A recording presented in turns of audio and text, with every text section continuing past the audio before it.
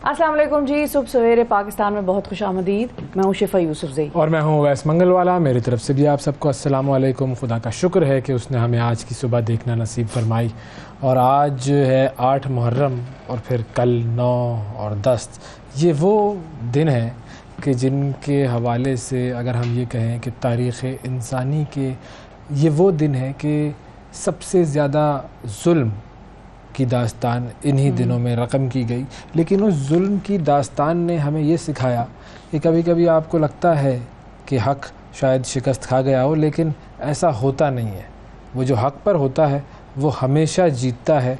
और आपको लगे चाहे कि ये तो कामयाब ना हुआ उस मार्के में, लेकिन वो जो आप कहते हैं ना कि लॉन्ग टर्म किसी चीज़ को देखते हैं, उसका एनालिसिस करते हैं, तो कामयाबी उसी हक़ वाले की निकलती है। बिल्कुल बिल्कुल। कुछ चीज़ों का जो इम्पैक्ट है वो उस दिन के बाद आता है। मिसाल के तौर पे कोई भी जंग हो या कोई किसी किस्म का कोई डायलॉग हो रहा है, कोई दो पार्टीज बैठ के मुशावरत कर रही हैं और किसी एक की बात मानी जाएगी या दोनों की आपस में मिलजुल कर रुझान जो है वो हो जाएगा और कुछ निकलेगी कोई कहानी। इस चीज़ की बहुत मर्तबा हम मिसालें अपनी दुनिया में उस वक्त देखते हैं जब वो दिन गुजर जाता है, जब हमने एग्ज़ाम तो दे दिया या तो पास हो गए, हाँ रिज़ल्ट उसका बाद में आता है, तो एग्ज़ाम हो गया या डायलॉग हो गया या कोई जंग हो गई, उसके बाद पता चलता है कि उस जंग को करने वाले और उस जंग के बाद जो उसका इम्पैक्ट आया तो वो किस साइड की तरफ उसका इंक्लिनेशन हुआ और कौन सा साइड जो है उसमें बेशक बहुत सारी कैजुअलिटीज़ एक तरफ हो सकती हैं और दूसरा ये क्लेम कर सकता है कि भाई हम जीत गए, हमने अगले के इतने मार दिए। लेकिन बाद में लोगों को और दुनिया को एहसास होता है और फिर वो जो पॉलिटिकल साइंटिस्ट्स हैं उनका रोल आता है और हिस्टोरियंस का रोल आता है जब वो ये लिखते हैं कि उस जंग के होने से इम्पैक्ट क्या आया इंसानियत पर, क्या लिखा था। हाँ। वो मैं आपको बता देता हूँ ना। बिल्कुल। वो लिखते हैं कि गुरूर टूट गया कोई मर्तबा न मिला, गुरूर टूट गया कोई मर्तबा न मिला, सितम के बाद भी कुछ हासिले जफा न मिला, सरे हुसैन मिल तो गया यजीद को, सरे हुसैन मिल तो गया यजीद को, शिकस्त ये है कि फिर भी झुका हुआ न मिला। तो वो सरे हुसैन था जो झुकने वाला नहीं था, वो कट गया, वो यही उनकी जीत हो गई। बिल्कुल कि वो कट गया लेकिन वो झुका नहीं उसके सामने। आगे बढ़ते हैं, 60 सेकंड न्यूज़ की तरफ आपको लेकर जाते हैं। निगरान हुकूमत कोई नया मुआहदा नहीं कर सकेगी, पार्लियामेंट में इलेक्शन एक्ट तरमीमी बिल 2023 मंजूर। FBI ने PIA के तमाम अकाउंट्स मुंजमद कर दिए, फ्यूल ना होने पर परवाज़ें मनसूख। मुजरिमान की शामत आ गई, पंजाब पुलिस ने फेस ट्रेस सिस्टम मुतारिफ करा दिया। चीन ने पाकिस्तान का 2 अरब 10 करोड़ डॉलर कर्ज मुअख्खर करने की मंजूरी दे दी। अब्दुल्ला शफीक की शानदार डबल सेंचुरी, कोलंबो टेस्ट पर पाकिस्तान की गिरफ्त मजबूत। T20 क्रिकेट में बॉलिंग का नया रिकॉर्ड, मलेशिया के बॉलर सेजरॉल इज्जत ने चीन के खिलाफ मैच में 4 ओवर्स में 8 रन देकर 7 विकेटें हासिल की। नरेंद्र मोदी के खिलाफ तहरीक अदम एतमाद भारतीय पार्लियामेंट में पेश। अफ्रीकी मुल्क नाइजर में फौजी बगावत, आमिरों ने सदर मोहम्मद बाजूम की हुकूमत का तख्ता उलट दिया। अमरीकी हुकाम रवा हफ्ते दोहा में तालिबान नुमाइंदों के वफ्द से मुलाकात करेंगे। और बहरे रोम के खित्ते के 9 ममालिक में जंगलात की आग से 40 से ज़ायद अफराद हलाक।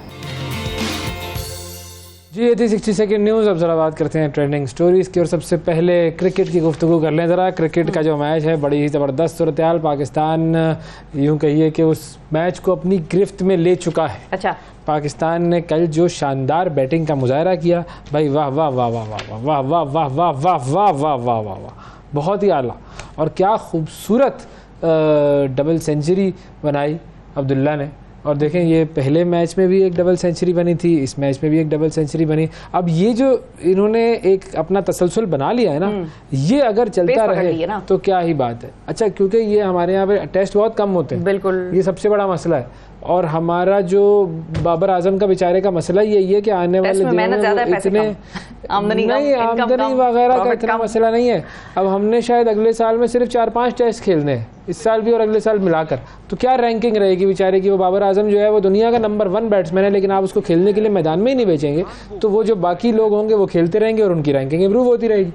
तो अब क्या, अब ये क्रिकेट बोर्ड में मेरा भी एक कोई रोल होना चाहिए। अब ये तो अगर आके लोगों को समझ में ना आए तो फिर कोई क्या कर सकता। नहीं तो मैं हूँ ना समझाने के लिए, कोई मुझे भी क्रिकेट बोर्ड में आप कोई सिफारिश करें, कुछ करें। समझाने वाले भी होंगे, समझाने वाले होंगे, उनको समझना नहीं है। चलें देखते हैं क्या होता है। 563 रन, 5 खिलाड़ी आउट। पाकिस्तान आज जो है वो दोबारा अपनी इनिंग्स शुरू करेगा हाँ। और कल जो है वो ज़बरदस्त रिकॉर्ड बन गया जी सऊद शकील की तरफ से। पाकिस्तान के नौजवान बल्लेबाज सऊद शकील ने क्रिकेट की तारीख का नया रिकॉर्ड कायम कर दिया है और ये रिकॉर्ड उन्होंने श्रीलंका के खिलाफ दूसरे टेस्ट मैच के दौरान बनाया। रिकॉर्ड ये है कि सऊद शकील क्रिकेट करियर के पहले 7 मैचों में 7 निस्फ सेंचुरियाँ बनाने वाले दुनिया के पहले बैट्समैन बन गए। इससे पहले हमने बताया था, जब पिछला मैच चल रहा था तो उस वक्त मैं जब प्रोग्राम कर रहा था मैंने बताया कि जी 6 मैचों में 6 बना लिए इन्होंने और ये रिकॉर्ड सब बराबर हो गया। लेकिन 7वीं अगर ये बना लेंगे 50 तो he will be on top. इससे पहले 4 बल्लेबाज ऐसे हैं जिन्होंने अपने करियर के पहले 6 मैचों में 50s बनाई थी। सुनील गावस्कर जैसे अजीम खिलाड़ी भी शामिल हैं। सबको पीछे छोड़ दिया है सऊद शकील ने। बिल्कुल दूसरे टेस्ट मैच में उन्होंने 57 रन बनाए और मुसलसल 7 मैचों में निस्फ सेंचुरी बनाने में कामयाब रहे और 1 सेंचुरी और 1 डबल सेंचुरी भी बनाई है इन्होंने, ये भी याद रहे। ग्रेट, तालियां बजाएं, जबरदस्त तालियां बजाएं। ऐसे शिफा ज्यादा पजीराई नहीं करनी ना, नजरें जो भी 7 मैचों में उसने 50 बना लिया, उस पे भी आप कह रहे हैं ज्यादा पजीराई नहीं नजर करनी। लग जाती है तो अभी माशाल्लाह माशाल्लाह वो कहते हैं ना लोग, तू ऐसे करे भाई, माशाल्लाह कहते हैं प्यार से सुकून से और ताली बजा दें उसके लिए। ये हाँ बिल्कुल बिल्कुल ऐसा ही है। ये तारीफ में लिखा जाएगा शिफा यूसुफ सही ने सऊद शकील के लिए तालियां बजाई। सऊद शकील जो अपनी बायोग्राफी लिखेगा उसमें लिखेगा, मेरी बात करेगा वो कि भाई ये उस दिन ओवैस ने उकसाया और शिफा ने ताली बजाई। अवैस ने उकसाया वाकई अवैस के, लेकिन वो उसको रह जाएगा दिल में एक वो ना कि अवैस के उकसाने पे जो है शिफा ने तालियां बजाई, वरना शिफा को एहसास नहीं हो रहा। हाँ नहीं हो रहा था, हमने एहसास दिलाने वाले जरूरी है भाई। बिल्कुल एहसास दिलाने वाले लोग आपकी जिंदगी में हो ना तो आपकी जिंदगी ठीक है। हाँ बिल्कुल ऐसा ही है। अगली खबर जो है वो ये है कि एक बड़ी मशहूर गुलकारा हैं, आयरिश गुलकारा हैं, कौन भला कौन, जिन्होंने इस्लाम कबूल कर लिया था 2018 में। अच्छा मुझे नहीं, मेरी वाकफियत इनसे भाई। अच्छा मेरी भी वाकफियत नहीं है, लेकिन कल सोशल मीडिया और ट्विटर पे जब मैंने देखा कि जो इनकी पजीराई हो रही है और सिनेड ओकॉनर की, बिल्कुल बिल्कुल, और इनके बारे में अगर हम आपको कुछ तफसीलात बताएं कि जो आयरिश गुलकारा हैं सिनेड ओकॉनर, उन्होंने 1990 में अपना गीत था जो कि था नथिंग कंपेयर्स टू यू। आप जैसा कोई मेरी जिंदगी में आया कुछ इस किस्म का नहीं, आप जैसा कोई नहीं है। हाँ, और उसकी वजह से दुनिया भर में वो मशहूर हुई थी और उनका ये गीत पहले नंबर पर रहा और वो आयरिश कौम का फ़ख्र बन गई और आयरिश कौम बड़ा उनके साथ रिलेट करती है, बड़ा उनको प्यार करती है। और सबसे अहम बात यह है कि उन्होंने 2018 में इस्लाम कबूल करके अपना नाम शहदा रख दिया था और मुसलमानों की भी एक तरह से वो हीरोइन जिसको कहते हैं ना, जो हम कहते हैं कि अक्सर अपनी जिंदगी से अपने हीरोज ढूंढे, अपने आसपास देखें, आपको बहुत सी खबर क्या है तो अब वो खबर ये है, जरा अफसोसनाक खबर है और वो ये है कि गुज़िश्ता रोज वो इंतकाल कर गई और उनकी मौत की खबर पूरी दुनिया के लिए एक बड़ा ही अफसोसनाक मरहला था और सब ने बड़ी ताज़ियत की, बहुत कमेंट्स आए, बहुत ट्वीट्स आई लोगों की जिन्होंने उनके गाने सुने। उनकी उम्र सिर्फ 56 बरस थी और वो एक गुलकारा होने के अलावा एक एक्टिविस्ट भी थी और सियासी और समाजी मामलात पर बड़ा खुल के बोलती थी। बड़ा उनका एक मौक़िफ़ सामने आता था और ज़ाहिर है कुछ लोगों को पसंद आता था, कुछ लोगों को नहीं पसंद आता था, लेकिन this is how it is. उन्होंने मजमूई तौर पर 10 स्टूडियो एल्बम्स रिलीज़ की और 1992 में उन्होंने कैथोलिक चर्च में बच्चों के साथ ज़्यादती के वाक़यात पर बड़ी खुल के बात की, जिस पे फिर अगेन कुछ लोगों को बड़ा शदीद एतराज़ हुआ कि आप ज़रा बोल रही हैं, आप कुछ ज्यादा ही कर रही हैं। एनबीसी ने पाबंदी लगा दी थी उन पर, सारी पाबंदी लगा दी थी, एतराजात करते करते वो उन पर पाबंदी आयद हो गई, जबकि अमेरिका में उनके खिलाफ एहतजाजी मुजाहरे हुए और बड़े पैमाने पे हुए। लेकिन 2022 में जब उनके 17 साल बेटे की मौत वाक़ई हुई तो उन्होंने तमाम लाइव परफॉर्मेंसेज कैंसिल कर दी और कहा कि वो दुनियावी जद्दोजहद से किनारा कशी इख्तियार कर रही हैं और 2018 में वो मुसलमान हुई और उनकी जो तस्वीर है, कल उनकी वो तस्वीर जो है वो शेयर हुई जिसमें उन्होंने स्कार्फ लिया हुआ है और बड़ा वो इस्लामिक पर्दा उन्होंने किया हुआ है। वैसा क्योंकि मैंने उनको सुना नहीं था तो इसलिए मेरी भी वाक़फ़त नहीं थी। बाद में जब पढ़ा तो बहुत सारे लोगों के बारे में आपको नहीं पता होता, फिर आप पढ़ते हैं आपके उससे कल्चर से आपके उससे वो नहीं होते। लेकिन अच्छा बहुत सारे एंकर्स पता है क्या करते हैं? जी बिल्कुल हम तो जानते हैं, बिल्कुल जैसे हम तो बचपन से सुनते आ रहे हैं। इंसाइक्लोपीडिया हो भाई तुम लोग, भाई नहीं पता बहुत सारे लोगों का, लेकिन पता चला हमें तो हमने आपके साथ कुछ ऐसी बिल्कुल बहुत दुनियावी लेवल पर इतनी मशहूर शख्सियात हैं कि बच्चा उनको जानता है। ये ऐसा होता है बिल्कुल। अच्छा अब एक और बड़ी खबर हुई है जी, सहाफत की दुनिया में जो है वो क्या मिसाल है कि अगर कुत्ता इंसान को काटे तो ये खबर नहीं बनती, लेकिन अगर इंसान कुत्ते को काटे तो ये खबर बन जाती है, ये न्यूज़ है। तो अब खबर जो है वो ये है कि एक शख्स को कुत्ते ने काट लिया है, बल्कि अमेरिकी सदर का वो कुत्ता है, जो बाइडन का कुत्ता है, उसने 4 महीने में 7 अफराद को काटा है। इस कुत्ते का नाम है कमांडर, और तो ये शेपर्ड कुत्ता है और जारहियत से भरा हुआ कुत्ता है। और इससे पहले भी एक कुत्ते को जारहाना तर्ज अमल की वजह से अमेरिकी सदर की रिहाइशगाह से हटा गया था, उसको बाहर निकाला। उसने कहा please do not do this, कुत्ता बना हुआ यार, गेट लॉस्ट। तो ऐसा कमांडर के हाथों जख्मी होने वाले में लोग कौन से हैं? ज़्यादातर सीक्रेट सर्विस के लोग हैं, वो सारे वो लोग जो कि ये अमेरिका के सदर के इर्द गिर्द होते हैं ना, उनकी हिफाजत वगैरह के लिए, उनको काटता है भाई। ये देखो, ये क्या अजीब हरकत है। बिल्कुल। फिर अमेरिका में एक और वाक़या हुआ है, एक बड़ा ही ख़तरनाक और तशवीशनाक वाक़या, वो भी मैं आपको लग रहा तो बता ही दूं। अमेरिका में आज से 48 बरस कबल एक 8 साला बच्ची अगवा हुई थी और उसके बाद कत्ल कर दी गई थी, और ये वाक़या 1975 में पेश आया था। बच्ची बाइबल कैंप में शिरकत के लिए घर से निकली और गायब हो गई थी। अब बाइबल कैंप क्या होता है, जिसमें पादरी वगैरह जो है वो सिखाते हैं बच्चों को बाइबल वगैरह, और एक पूरा कैंप लगता है। 2 महीने के बाद उसकी बाक़ियात एक करीबी इलाके से मिली, लेकिन कातिल का पता न चल सका, और उसकी आखिरी रसूमात एक पादरी ने अदा की थी। और 48 साल बाद ये इंकशाफ हुआ है कि बच्ची का कातिल वही पादरी था जिसने उसकी आखिरी रसूमात अदा की थी। उस पादरी ने गिरफ्तार होने के बाद जुर्म का इतराफ़ भी कर लिया है। अब 83 बरस का हो गया है वो। और कातिल होने का शुबा कैसे सामने आया कि किताब है जो उसकी बच्ची थी, उसकी दोस्त है, उसने वो लिखी थी, उसके अंदर वो डिटेल्स उसने लिखी कि मैंने ये देखा था एक दिन कि जब मैं रात को उठी तो वो हमारे कमरे में था और उस बच्ची को जो है वो हाथ लगा रहा था।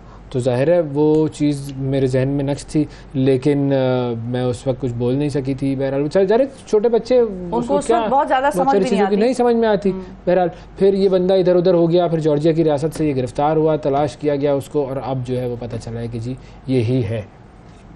अल्लाह रहम करे भाई, अल्लाह रहम करे।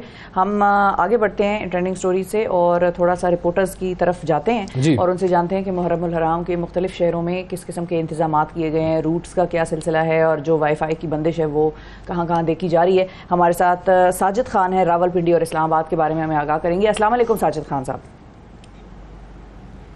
जी वालेकुम अस्सलाम।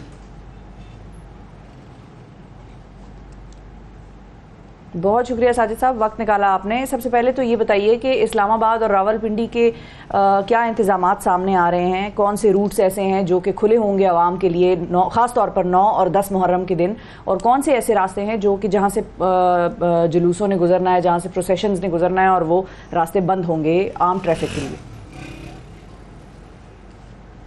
जी शुक्रिया। बिल्कुल थोड़ा सा ये बताता चलूँ कि रावलपिंडी और इस्लामाबाद में फुल प्रूफ सिक्योरिटी का बंदोबस्त किया गया है। जिस तरह कि इस्लामाबाद की अगर आपने बात की तो IG जो इस्लामाबाद हैं अकबर नासिर खान, उनकी जानिब से 2000 से ज़ायद पुलिस एहलकार जो हैं वो तैनात करने का फैसला किया गया। और रावलपिंडी की अगर बात की जाए तो RPO रावलपिंडी की जानिब से जो इंतजाम किए गए हैं वो अब भी बड़े ज़बरदस्त देख रहे हैं हम, क्योंकि 6000 से ज़ायद पुलिस एहलकार यहाँ पर भी तैनात किए जा रहे हैं। अगर रूट की बात की जाए तो चूँकि मरकज़ी जो जुलूस होता है जो मुहर्रमुल हराम के हवाले से होता है, यौम आशूर का जो जुलूस होता है वो रावलपिंडी का बहुत बड़ा जुलूस होता है, और उसका जो रूट है वो इमाम बारगाह आशिक हुसैन से होता हुआ फिर कमेटी चौक, इसी तरह फिर इकबाल रोड और फिर कॉलेज रोड से होता हुआ फिर राजा बाज़ार और दीगर जगहों से होता हुआ इमाम बारगाह कदीमी पर पहुँच कर ये इख्तिताम पज़ीर होता है। अब अगर ओवरऑल बात की जाए रावलपिंडी की तो बताया जा रहा है कि 1700 से ज़ायद जो है वो मजालिस और 450 के करीब जो है वो जुलूस जो है वो रखे गए हैं और उनकी सिक्योरिटी का बंदोबस्त किया गया है। इसको 3 जो बहुत ज़्यादा सेंसिटिव जो जुलूस हैं, जो A+ कैटेगरी के जो जुलूस हैं, उसमें जो बताया जा रहा है कि ज़्यादा जो है नफरी तैनात की जाएगी, 3 लेयर सिक्योरिटी दी जाएगी। इसी तरह फिर मॉनिटरिंग की जाएगी, फ़ज़ाई निगरानी की जाएगी। साथ साथ फिर 350 से ज़ायद जो CCTV कैमराज हैं जो शहर भर में लगाए गए हैं, जो असास मुकामात पर लगाए गए हैं, उनकी निगरानी जो है वो उसके लिए स्पेशल एक रावलपिंडी पुलिस ने कंट्रोल रूम बनाया है, उधर से की जाएगी। Commissioner Rawalpindi, deputy commissioner Rawalpindi इसमें हम देख रहे हैं बड़े एक्टिव हैं, और ख़ास तौर पर जो RPO रावलपिंडी हैं सैयद खुर्रम अली, उनकी जानिब से हम देख रहे हैं पूरे रीजन भर में एक प्रॉपर उलमा कराम के साथ मुख्तलिफ मकातब फ़िक्र के जो लोग हैं उनके साथ बैठ कर मीटिंग्स की गई, तमाम तर चीज़ें थी उनको तय किया गया था। और आज सिक्योरिटी यही वजह है कि अब हम देख रहे हैं कि बहुत बेहतर सिक्योरिटी जो है गुज़श्ता अदवार के मुकाबले में अगर ओवरऑल। बिल्कुल ठीक है, बहुत शुक्रिया साजिद साहब, आपने तफसीलात से आगाह किया। कराची का रुख करते हैं, हमारे नुमाइंदे फयाज यूनुस साहब मौजूद हैं। अस्सलाम वालेकुम फयाज साहब। वालेकुम अस्सलाम। जी फैयाज साहब बताइए, कराची में मुहर्रम उल हराम की और 9 और 10 मुहर्रम की सिक्योरिटी की क्या सूरत हाल है? देखिए, पुलिस और रेंजर्स की जानिब से 9-10 मुहर्रम के मरकज़ी जुलूसों के इंतज़ामात की सिक्योरिटी का जो इंतज़ामात हैं वो मुकम्मल कर लिए गए हैं। जुलूस 9 मुहर्रम का नुमाइश चुरंगी से बरामद होगा, जो एम.ए. जिना रोड से होता हुआ सी ब्रिज और सी ब्रिज से लाइट हाउस से होता हुआ ओल्ड सिटी एरिया और ईरानिया हुसैनिया इमाम बारगाह पर इख्तिताम पजीर होगा। दोनों जुलूस के लिए 5000 के करीब जो है पुलिस एहलकारों को तैनात किया गया है, जो तमाम तर एहलकार जुलूस की गुजरगाहों पर तैनात रहेंगे। एम.ए. जिना रोड और तमाम तर जो रोड्स हैं उनको एक दिन पहले ही मुकम्मल तौर पर बंद कर दिया गया है। छोटी बड़ी गलियां जितनी भी हैं वहाँ पर कंटेनर्स रख दिए गए हैं। पुलिस हुकाम के मुताबिक तमाम तर जो जुलूस की गुजरगाहें हैं उन पर लगे CCTV कैमरों की जो फुटेज हैं उनको चेक किया जा रहा है। ड्रोन कैमरा उड़ाने की इजाज़त नहीं होगी। दफ़ा 144 नाफिज कर दी गई है। मोबाइल फ़ोन सर्विस 8, 9, 10 मुहर्रम को जो तमाम तर जुलूस की गुजरगाहें हैं वहाँ पर जुज़वी तौर पर बंद की गई हैं। पुलिस हुकाम के मुताबिक 3 मुख्तलिफ कमांड एंड कंट्रोल रूम्स बनाए गए हैं। एक रूम जो है नश्तर पार्क के बिल्कुल करीब बनाया गया है, एक CPU के अंदर बनाया गया, जबकि एक एडिशनल IG ऑफिस के अंदर बनाया गया है। पुलिस और रेंजर्स की जानिब से मुश्तरका तौर पर हिकमत अमली बनाई गई है।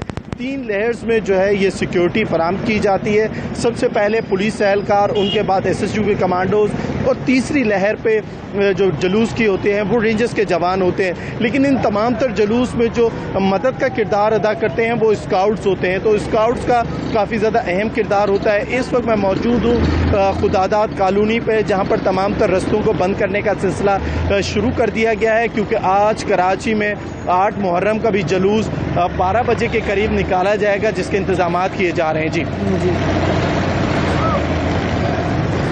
बहुत शुक्रिया फयाज यूनुस साहब, हमें तफसीलात से आगाह कर रहे थे कराची में मुहर्रम उल हराम की सिक्योरिटी। और बहुत ज़ाहिर है ये एक ऐसा मसला होता है, क्योंकि हमने पहले भी इस तरह के वाक़यात देखे हैं कि जो कि नाखुशगवार वाक़यात हुए हैं, लेकिन फिर उसके बाद ज़ाहिर है सिक्योरिटी वाले हमारे जो इदारे हैं जितना काम कर रहे होते हैं उन सबको बड़ा सलूट है जी, अपने पूरे जो है वो इसके इंतजामात संभालते हैं। अच्छा जी, लाहौर की तरफ चलेंगे। मियाँ नदीम साहब हमें लाहौर से ज्वाइन करें। अस्सलाम वालेकुम मियाँ साहब, बताइए क्या सूरत हाल है लाहौर में? जी बिल्कुल वालेकुम अस्सलाम, आपका शुक्रिया। लाहौर की अगर हम सिक्योरिटी की बात करें तो इस वक्त जो है लाहौर पुलिस की जानिब से 15,000 से ज़्यादा पुलिस एहलकार और अफसरान जो है सिक्योरिटी ड्यूटी पे मामूल कर रखे हैं। लाहौर पुलिस ने जो प्लान है वो जारी कर दिया गया है। लाहौर पूरे में जो है तकरीबन 5,225 के करीब छोटे बड़े जो है मजालिस है। उसके अलावा अगर जुलूसों की बात करें तो 650 जुलूस जो है लाहौर के अंदर रूनुमा होगा। 9वीं और 10वीं मुहर्रम का जो शेड्यूल है वो जारी कर दिया गया है। तमाम इलाके को जो है सर्च ऑपरेशन के जरिए जो है क्लियर किया जा रहा है। पीरू का गश्त बढ़ा दिया गया है, डॉल्फिन का जो है गश्त बढ़ा दिया गया है। लाहौर के दाखिली खारजी रास्तों पे सिक्योरिटी जो है वो बढ़ा दी गई है। जो शख्स लाहौर से बाहर से आ रहे हैं उनको प्रॉपर चेक करके और उनको लाहौर में दाखिल होने दिया जा रहा है। तमाम जगहों पे जो है CCTV कैमराज जो है कर दिए गए हैं, और जहाँ जहाँ से मजालिस के रूट हैं तमाम रूट्स पर जो है CCTV कैमराज लगाए गए हैं, जिनको जगह जगह से मॉनिटरिंग किया जा रहा है। ऑप्स रूम जो है मुतलका SPs और DSPs के जो दफातर हैं वहाँ पर ऑप्स रूम मुनक्किद कर दिए गए हैं। DC ऑफिस जो है सबसे बड़ा ऑप्स रूम बनाया गया है, जहाँ से पूरे लाहौर की मजालिस को जो है मॉनिटर किया जाएगा। वहाँ से गुजरने वाले जुलूसों को जो है मॉनिटर किया जाएगा। कोई भी जो है मशकूक गाड़ी या मोटरसाइकिल उसको भी जो है चेक किया जाता है। रूट्स पे जो लगे हुए कैमरे हैं उनकी मदद से तमाम जो है सर्च एंड स्वीप भी किया जाता है, और इस बात को भी इंश्योर बनाया जाएगा कोई नागवानी सूरत जो है उसका सामना ना करना पड़े लाहौर पुलिस को। अगर हम इस वक्त सिक्योरिटी की बात करें तो सिक्योरिटी पुलिस के अलावा जो है रजाकार भी सिक्योरिटी ड्यूटी पे तैनात होंगे, जिनका बाकायदा कार्ड बनाया गया है। और जो 9वीं 10वीं मुहर्रम है बताया जा रहा है कि जो बड़े बड़े रूट्स हैं जैसे कि पांडू स्ट्रीट है, आलिफ शाह की हवेली है, खैमा सादात है, वहाँ पर जो है मोबाइल सर्विस भी मुअत्तल कर दी जाएगी, और उनके करीब जो है डबल सवारी पे भी उस पर पाबंदी लगाई जाएगी। और इसके साथ साथ मैंने माजी में देखा कि जिन रूट्स पे जुलूस गुजरता है वहाँ पे कंटेनर भी लगाए जाते हैं ताकि आम ट्रैफिक को वहाँ से जाने से रोका जाए। CTO की जानिब से भी जो है ट्रैफिक प्लान जो है वो जारी कर दिया बहुत गया शुक्रिया है। अदा करेंगे जी। मियां नदीम साहब हमारे साथ मौजूद थे और हमें लाहौर के हवाले से इसी की सूरत हाल और तफसीलात से आगाह कर रहे थे। सुबह सवेरे पाकिस्तान, सुबह सवेरे पाकिस्तान, सुबह सवेरे पाकिस्तान।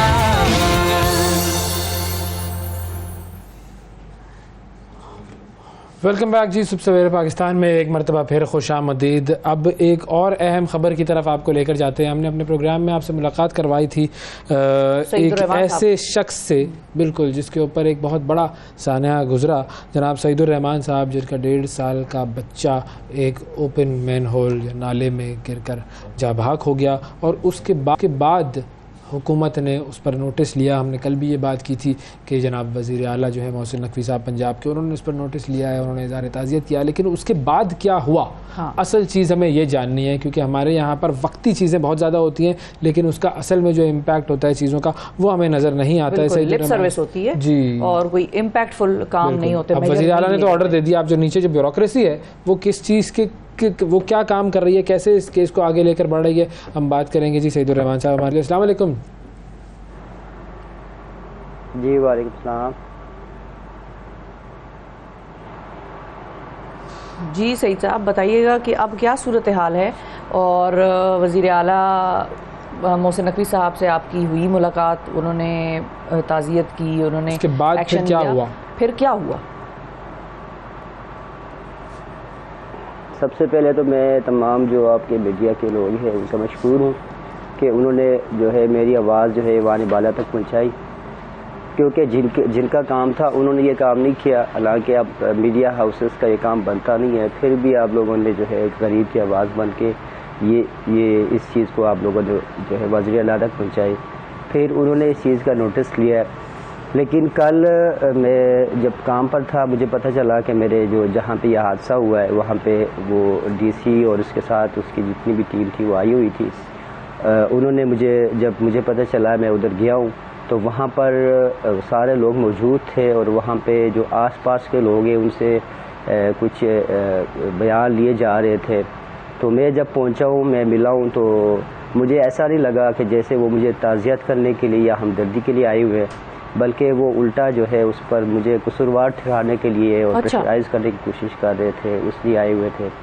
वो कहने लगे थे स्टार्ट से ही, जो डीसी साहब थे वो कहने लगे कि वालिदैन का जो है ना ज़्यादा जिम्मेदारी बनती है कि वो अपने बच्चों की हिफाजत करे। तो वहाँ पे मैंने डीसी साहब से एक दो बातें कही है जो आप लोगों से भी मैं शेयर करना चाहता हूँ। तो आप लोग जो है इस चीज़ को ऊपर तक भी मतलब मेरी आवाज़ को पहुँचाएँ। उन्होंने कहा कि जो वालिदैन है उनकी ज़िम्मेदारी बनती है कि वो अपने बच्चों की खुद हिफाजत करें। तो मैंने डीसी साहब से एक सवाल किया कि गरीब के जो बच्चे होते हैं, गरीब क्योंकि उनके पास चलने फिरने के लिए सवारी नहीं होती, लाज़मी बात है वो पैदल ही निकलते हैं बाहर, क्या उनका बाहर निकलना मना है कि वो घर से बाहर ना निकले, और खेलना भी उनका अगर मना है तो इसका कोई कानून बन जाए। तो फिर मैं इस चीज़ के ऊपर मैं पाबंद हूँगा कि मैं अपनी बच्चों की हिफाजत बिल्कुल 100% खुद करूँगा। ये मैं नहीं कहता हूँ कि वालिदैन कुताही बाहर नहीं निकालेंगे, बच्चों को घर में ही रखेंगे, कुताही वालिदैन करे, ये तो नहीं कह रहा हूँ। बिल्कुल वालिदैन की भी जिम्मेदारी है, लेकिन जो एडमिनिस्ट्रेशन है या इलाके का जो लोग जो इंतज़ामिया है, ज़िली इंतज़ामिया है, उनकी कुछ जिम्मेदारियाँ ये है कि अगर शहर की सफाई वो करते हैं, अगर वो नालों की सफाई करवाते हैं, उनके पैसे वो ले रहे हैं, सारा कुछ कर रहे हैं, उनकी ये जिम्मेदारी ये बनती है कि वो नालों की सफाई करने के बाद जो ढक्कन लगे हुए हैं, जो जिनको उतार के सफाई करते हैं, वापस लगाना भी उनकी जिम्मेदारी बनती है। ये वाली बात मैंने एससी साहब और डीसी साहब से कही है। बिल्कुल ऐसे ही। बाद वो एक एप्लीकेशन लाए हुए थे, उसके ऊपर उस पर क्या कहा उन्होंने? ये वाकया हुआ है, ये एक हादसा है, इसका भी कोई जिम्मेदार नहीं है। उसको भी मैंने इनकार कर दिया। मैंने कहा नहीं, ऐसा नहीं है, वाकया तो हुआ है जिस तरह मीडिया हाउसेस ने उठाया है। मतलब एप्लीकेशन लेकर आए हुए थे, क्या मतलब इस चीज़ का? वो एप्लीकेशन आपकी तरफ से वो दे रहे थे एप्लीकेशन क्या? जी, वो उन्होंने लिखा हुआ था मेरी तरफ से करके, उसके ऊपर ये वाकया सारा जिस तरह मैंने आप लोगों को बयान किया पिछली उसके अंदर जब आप लोगों ने मुझे बुलाया था, उसी तरीके से बयान करके एंड के ऊपर लिखा हुआ था कि इस वाकये का कोई जिम्मेदार नहीं है, ये एक हादसा हो गया और मेरे बच्चे की मौत हो गई। इस तरह जो है वो मुझसे लिखवाने की कोशिश कर रहे थे। तो उसको मैंने कहा नहीं, ऐसा नहीं है, मेरा बच्चा को बीमार अच्छा, नहीं था, यानी या कोई अपने ऊपर से मजबूर नहीं जिम्मेदारी था, हटाओ, बाहर साइन निकल- करवाओ आपसे और जाके। जी जी जी जी सर। जी जी, अच्छा फिर आगे आपकी क्या बातचीत हुई जब ये एप्लीकेशन आपको फिर पता आपने चली साइन कर दिया या इसके ऊपर नहीं किया साइन? नहीं, जिस तरह वो जो एप्लीकेशन था वो ख़त्म करवा के जिस तरह ये स्टोरी आप लोगों को या मीडिया हाउसेस को जिस तरह मैंने बताया है, उसी तरीके से सिर्फ स्टोरी बता के कि ये एक वाक़या हुआ है, ये मैंने बता के लिखा हुआ है, उसके ऊपर मैंने कर दिया है। लेकिन ज़िम्मेदारी का मैंने कहा कि ज़िम्मेदारी किसी न किसी के ऊपर तो है, या चाहे वो आप मेरे ऊपर साबित करना चाहते हैं तो मैंने कहा कि कानून बना दें कि बच्चे गरीब के बाहर नहीं निकलेंगे, तो फिर मैं अपने बच्चों को घर के अंदर जो है ताला लगा के रख लूँगा, वो खेलेंगे नहीं, बाहर जाके दुकान पे जाके चीज़ नहीं लेंगे, उस सूरत में होगा। अगर वो सूरत नहीं है, अगर कानून नहीं है, फिर तो आप लोगों की जिम्मेदारी है कि आप बच्चा क्या बड़ा भी गिर जाता है इस किस्म के मैन होल्स में? ये तो बड़ों को नहीं नजर आती, सड़क पे पानी जमा हो जाता है, सफाई तो पता नहीं क्या ही करते होंगे, जो करता है उससे पूछे बंदा कि ठीक है सफाई तो वो करते होंगे, लेकिन पानी जमा हो जाता है, लोगों को नजर नहीं आता कि कहाँ जा रहे हैं, आगे पाँव रखना है कि नहीं रखना। बड़े बड़े लोग, जवान बुजुर्गान गिर जाते हैं, सिर्फ बच्चों की तो बात नहीं है यहाँ पर। ये तो अपने ऊपर से जिम्मेदारी हटाने की बस वो बात कर रहे हैं किसी तरीके से। फिर उसके बाद अब आगे क्या हुआ फिर? जी मैडम, मैंने ये जब सफाइयों के मुतालिक बात की है, मैंने उनको कहा कि ठीक है ये बच्चों के नहीं, मैंने उनको यही मिसाल दिया कि कल बारिश हुई है, कल बारिश के बाद मैं रात को जब घर जा रहा था तो मैं सड़क जो गुजरात का सड़क है वो तो बिल्कुल तालाब से भी ज़्यादा पानी था, जो मेरे जो है सीने तक पानी आ रहा था, तो रिक्शे तो नहीं जा रहे थे, मैं पैदल जा रहा था, मैं सड़क के बीचों बीच जा रहा था, इस डर से कि अगर फुटपाथ पे चलूँ तो पता नहीं चलता कि कौन सा होल जो है खुला है, कौन सा बंद है, कहाँ पे वो ढक्कन लगा हुआ है, कहाँ पे नहीं लगा हुआ। ये तो बच्चों के लिए नहीं, बड़ों के लिए भी ख़तरा है कि आप बड़े भी बाहर ना निकलें। तो उस पर वो कहने लगी ये तो 10 साल से ऐसे ही है। मैंने बोला अगर 10 साल से ऐसे ही है तो फिर ये ठीक भी नहीं होना है। ठीक है, फंड आते रहेंगे और आप लोग खाते रहेंगे और बस 10 साल से ऐसे ही रहेंगे, ये बात हुई सर। तो ये कौन साहब थे, नाम क्या था इनका? गुजरात का जो डीसी है, कोई विर्क नाम है उनका, हमीद विर्क या इस तरह कोई नाम है उनका, और अब्दुल वहीद जो एसी है गुजरात का वो था, और उनके अच्छा। साथ कुछ दूसरे लोग थे, उन्होंने करवाया, इंतजामिया उसके होंगे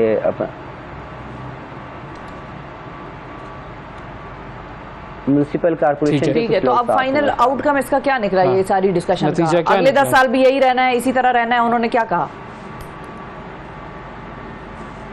उन्होंने बस ये लिख के उन्होंने उसके बाद उन्होंने कहा कि हम कल आपको दोबारा मिलते हैं।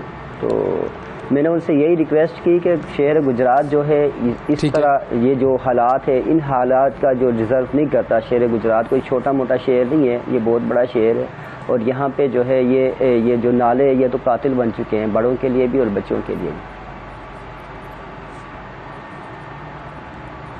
बिल्कुल ठीक है सईदुर रहमान साहब, हम आपके साथ हैं इस पूरे मामले में, और आपकी जो आवाज़ है वो हमारे चैनल के ज़रिए तो पहुंचती रहेगी, तमाम जो भी इस मामले के ज़िम्मेदार हैं उन तक पहुंचती रहेगी। पूरी कोशिश है कि वज़ीर आला साहब जो हैं उन्होंने जो नोटिस लिया था उन तक भी ये बात हम ख़ास तौर पर पहुंचाएं, ताकि वो देखें कि वो जो ब्यूरोक्रेसी है वो क्या कर रही है, और वज़ीर आज़म साहब तक भी पहुँचाएँ, क्योंकि उन्होंने भी एक मिसालें कायम की हैं पंजाब में काम करने की। तो ये सब तक पहुंचना चाहिए, और ये पॉलिटिकल किसी भी एफिलिएशन से हटकर बात होनी चाहिए, और इसके अंदर जो भी इसका ज़िम्मेदार है उसको सज़ा मिलनी ज़रूरी है। अगर ये सज़ा मिलेगी नहीं, मिसाली सज़ा नहीं मिलेगी, तो फिर तो ये मामला आगे 10 या 100 साल तक इसी तरीके से रहेगा। और यही हमारी कौम का मसला है कि हमारे यहाँ पर मामला बस वैसे ही चलते रहते हैं। बहुत शुक्रिया सईदुर रहमान साहब। वक्फा लेते हैं, वक्फे के बाद हाजिर होते हैं।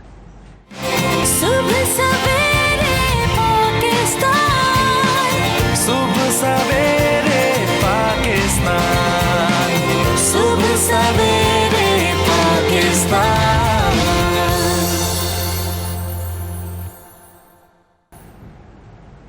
वेलकम बैक जी। दुनिया में तेजी से टेक्स्ट की जगह वीडियो कंटेंट मकबूल हो रहा है। मुख्तलिफ ऐप्स पर आपको कुछ लंबी तो कुछ छोटी वीडियोस नज़र आती हैं, लोग अपलोड करते हैं और इससे बड़ा बड़ा पैसा वो बना रहे हैं। यही वजह है कि वीडियो से मुतल्लिक़ा प्लेटफॉर्म्स तेज़ी से फल फूल भी रहे हैं और उनकी भी आमदनी में दिन ब दिन इजाफा हो रहा है। अच्छा, आमदनी के लिहाज से यूट्यूब इनमें सरफ़हरिस्त है। मुआशी मुश्किलात में घिरे पाकिस्तान में भी बड़ी तादाद में लोग यूट्यूबिंग कर रहे हैं और इसके ज़रिए अच्छी आमदनी कमा रहे हैं और अच्छा खासा 2 लोग ऐसे जो नहीं कर रहे इस पूरी कौम में, वो कौन लोग हैं?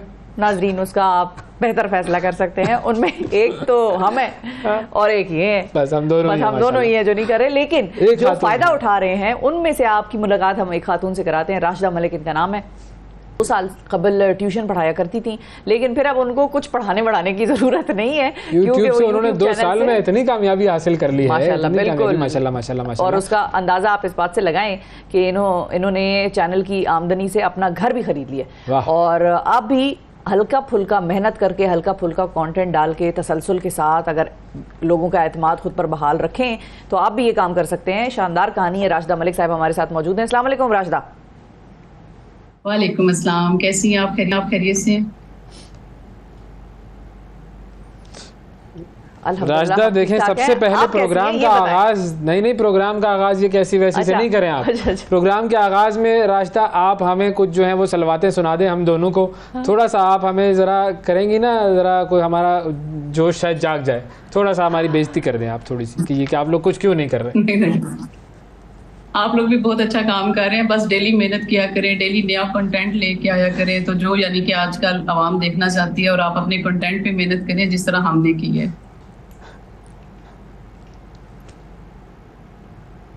अच्छा, अब ये बताएं कि आपने अपने कंटेंट में क्या किया है, जरा ये सबक भी पढ़ाएं। अपनी कहानी सुनाएं। हाँ, चले, क्या बनाती हैं वीडियो, कैसी यूट्यूब चैनल चलाती हैं, क्या करती हैं आप? जब मैंने चैनल बनाया तो पहले मैं रेमेडीज बताया करती थी, तो मुझे मेरी सिस्टर ने और मेरी बेटी ने कहा कि मामा आप ब्लॉगिंग किया करें, डेली ब्लॉगिंग किया करें। तो फिर मैंने डेली जो है वो ब्लॉगिंग स्टार्ट की और शुरू में जो है मैं फूड चैलेंजेस बहुत ज़्यादा करती थी। उस टाइम मेरा वेट भी बहुत ज़्यादा कम था। मैं और मेरी जो छोटी बेटी है ना, उस टाइम वो 5th में थी, तो हम दोनों मिलके ना फूड चैलेंजेस किया करते थे। उसको आवाम इतना पसंद करती थी कभी, हालांकि मेरा बिल्कुल न्यू चैनल था 2021 में, और साथ ही हमारे डेली के जो है वो 200 के 300 के जो थे ना वो व्यूज क्रॉस हो जाते थे। तो मुझे ये था कि लोग इस तरह बड़ा पसंद करते हैं। फिर जब फूड चैलेंजेस सारे हो गए कि पिज़्ज़ा, शवारमा, हर तरह का फूड चैलेंज हो गया, तो फिर मैंने जो है वो ब्लॉगिंग स्टार्ट कर दी और आवाम ने माशाल्लाह बहुत ज़्यादा पसंद किया मेरी स्टोरी को। शुरू से मेरी जर्नी जो है वो आप लोगों के सामने ही है, सबके साथ है, तो फिर सबने बहुत ज़्यादा पसंद किया। फिर एक ये है कि जो हमारा व्लॉगिंग जो करती हैं आप, तो क्या बनाती हैं, कंटेंट क्या होता है?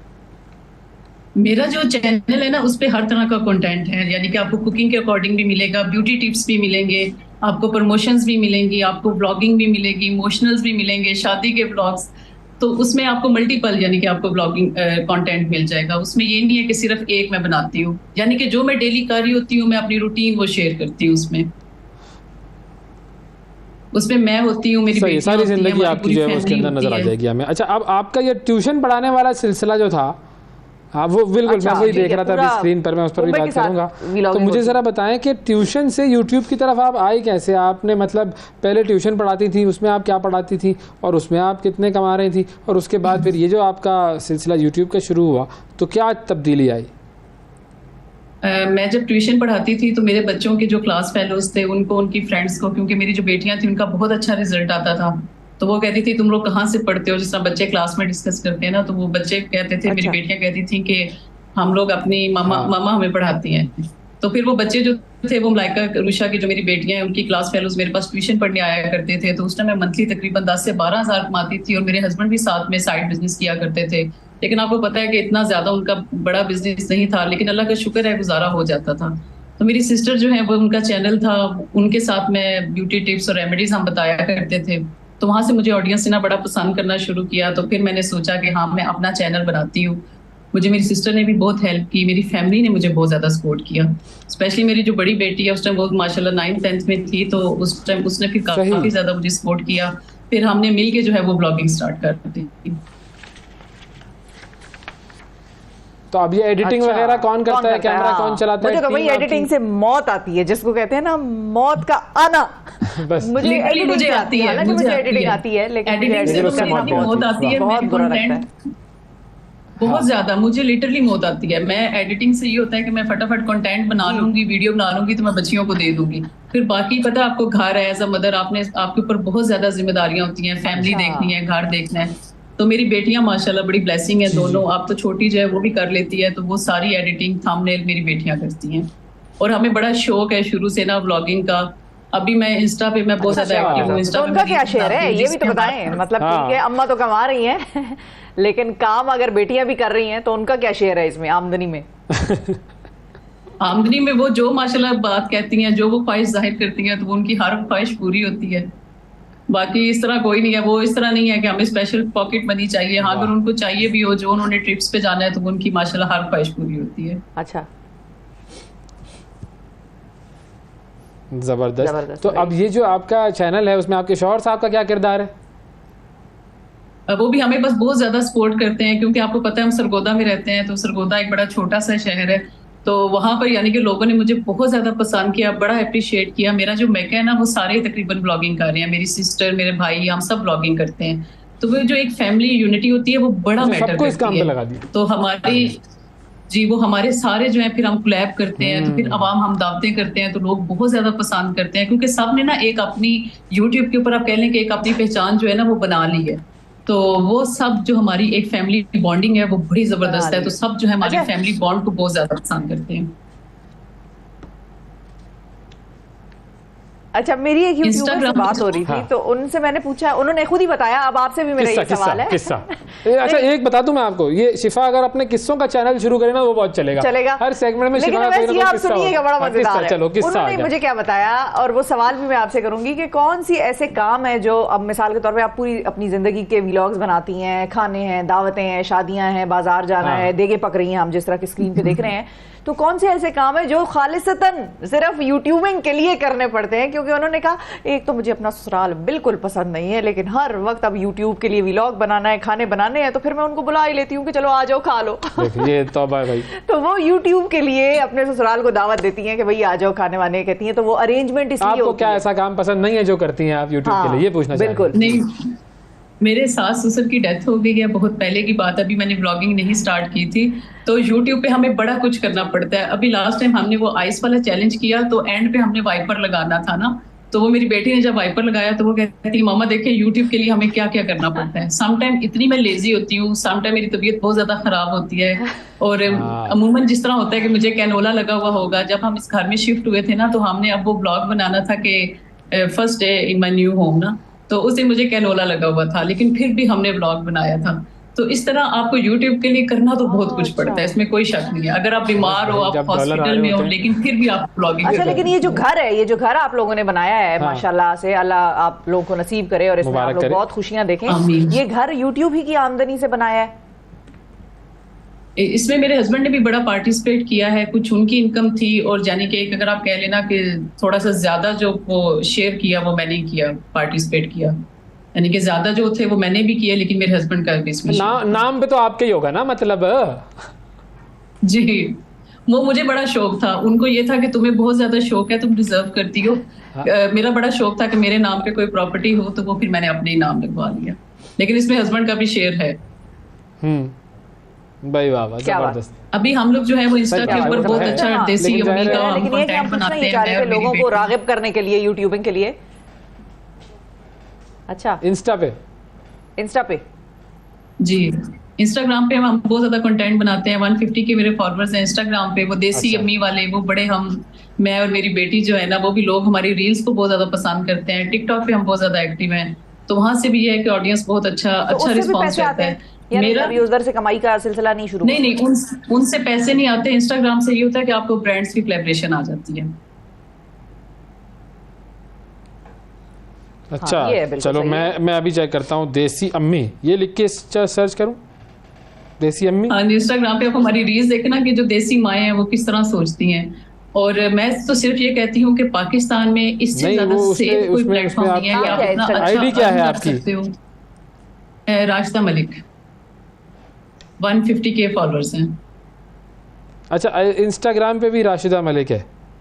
अच्छा, ओके, 7 तो आपके बढ़ गए। हमारी पूरी टीम ने पीछे बैठे बैठे पता नहीं काम कर रही है कि नहीं कर रही, लेकिन आपको फॉलो जरूर कर लिया उन्होंने। चले, मैंने भी ये फॉलो का बटन दबा दिया, लेकिन मैं फॉलो के बटन उस वक्त दबाता हूँ जब मुझे गारंटी हो कि सामने वाला भी फॉलो का बटन दबाएगा, वरना मैं नहीं दबाता हूँ। अच्छा, ठीक है, क्या बात है।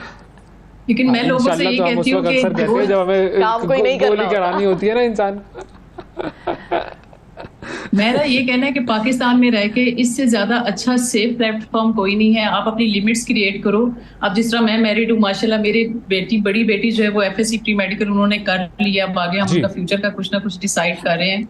तो पाकिस्तान में रह के अगर आपने करना है तो आप अच्छा कंटेंट लेके, अच्छा कैमरा हो, अच्छी आपके पास लाइट हो, तो इससे अच्छा यानी कि कोई, मैं कहती हूँ ऐसी कोई जॉब नहीं है जो आपको पे कर रही है। आपके पास क्या कैमरा वगैरह इक्विपमेंट क्या है?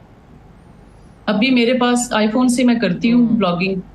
मुझे आईफोन का रिजल्ट बहुत अच्छा लगता है, और साथ में रिंग लाइट्स हैं, ट्राइपॉड्स, वो तो एक अलग चीज है। लेकिन साथ में अब जो मैंने देखे ना, जब हमने 2021 में स्टार्ट किया था उस टाइम इतना कंपटीशन नहीं था, लेकिन अब मैंने ये देखा है कि अब कंपटीशन बहुत है। आपके पास बहुत अच्छा एक्स्ट्राऑर्डिनरी आपके पास कंटेंट है, तो आप आगे आ सकते हो।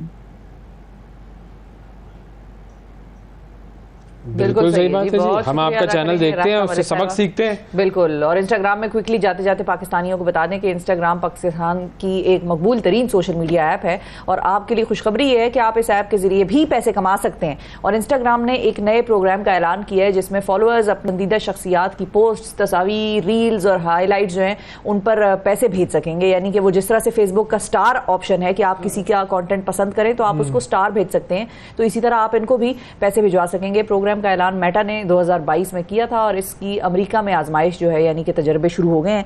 और सब्सक्रिप्शन के जरिए पैसे कमाने के लिए कम अज़ कम उम्र जो है वो 18 साल और 10,000 से ज़ायद फॉलोअर्स का होना ज़रूरी है। और सब्सक्राइबर्स को एक मखसूस बैज भी दिया जाएगा जिसके ज़रिए कमेंट सेक्शन में दीगर फॉलोअर्स जो हैं उनसे वो मुमताज़ नजर आएंगे, जिस तरह से कि टॉप फैन होता है अगेन फेसबुक पे। तो ये सारे गुडमुड हो गए हैं ये सारे जो भी प्लेटफॉर्म्स हैं। भाई पैसे कमाने का आगाज़ करेंगे इंशाल्लाह। नाज़रीन, वक्फा लेते हैं, वक्फे के बाद दोबारा हाजिर होंगे, हमारे साथ रहिएगा। सुबह सवेरे पाकिस्तान, सुबह सवेरे पाकिस्तान, सुबह सवेरे पाकिस्तान।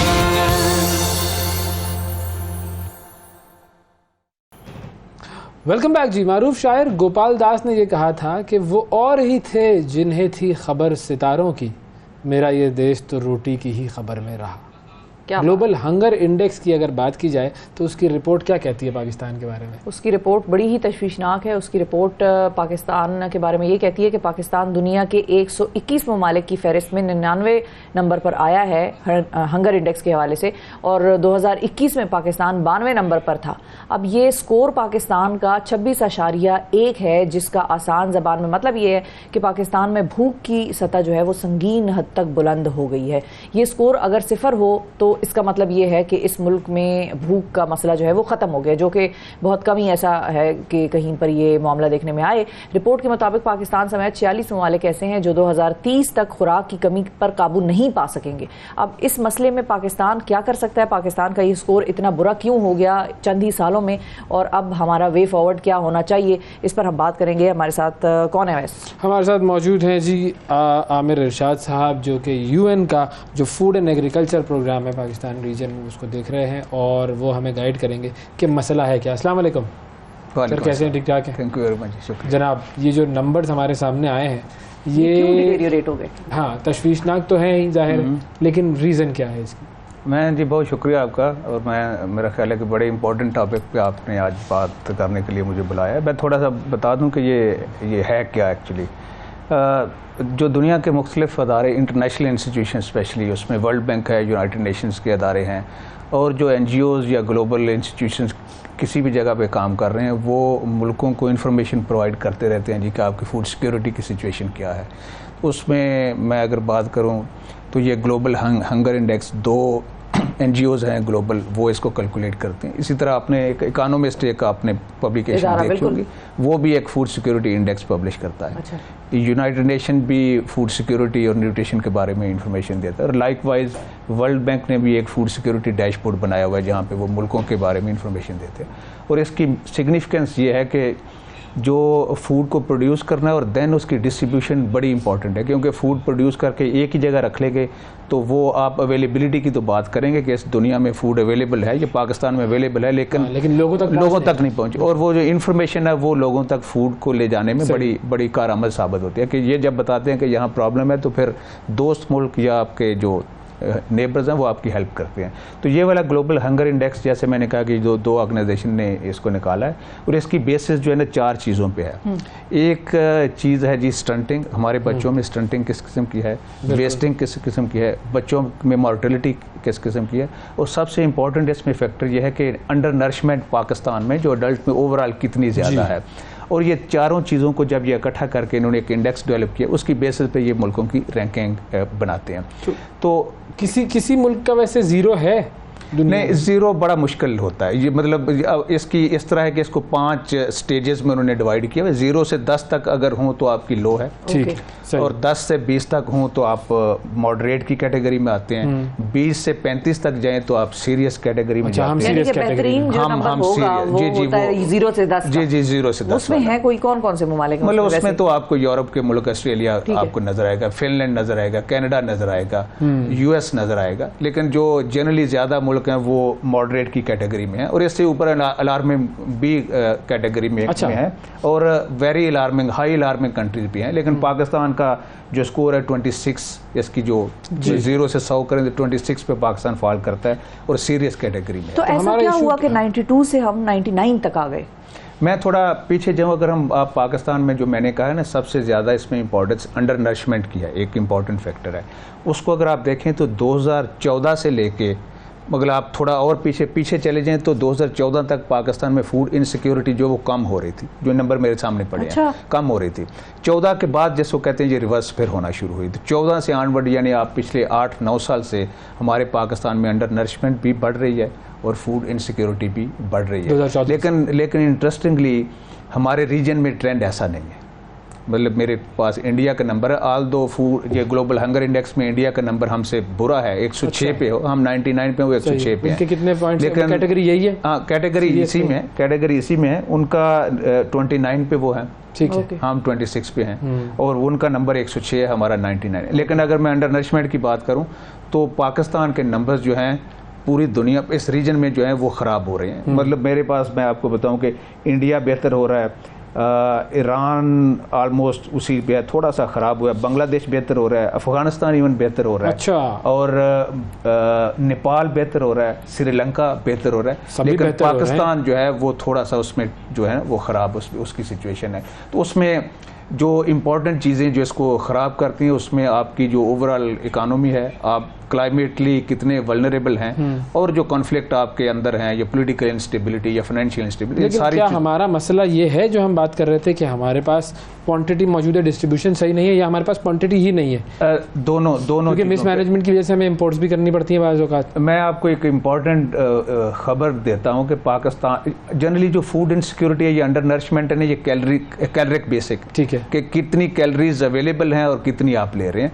तो मेरे पास जो नंबर है, पाकिस्तान ने पिछले साल 2770 तकरीबन 2800 कैलोरीज पैदा की, यानी 2800 कैलोरीज पर कैपिटा पर, यानी जितनी पाकिस्तान की पॉपुलेशन है उनके लिए 2800 कैलोरीज पर डे मिल सकती हैं। जो अंडर नरिशमेंट का जो कट ऑफ लाइन है वो तकरीबन 1800 पे है। अच्छा, तो हमारी 1800 कैलोरीज अगर हर बंदे को पाकिस्तान प्रोड्यूस कर ले तो पाकिस्तान इज गुड, लेकिन पॉवर्टी के हिसाब से इसको 2350 जनरली करते हैं, ठीक है, लेकिन अंडर नरिशमेंट के हवाले से जो मिनिमम है ना वो 1800 पे है।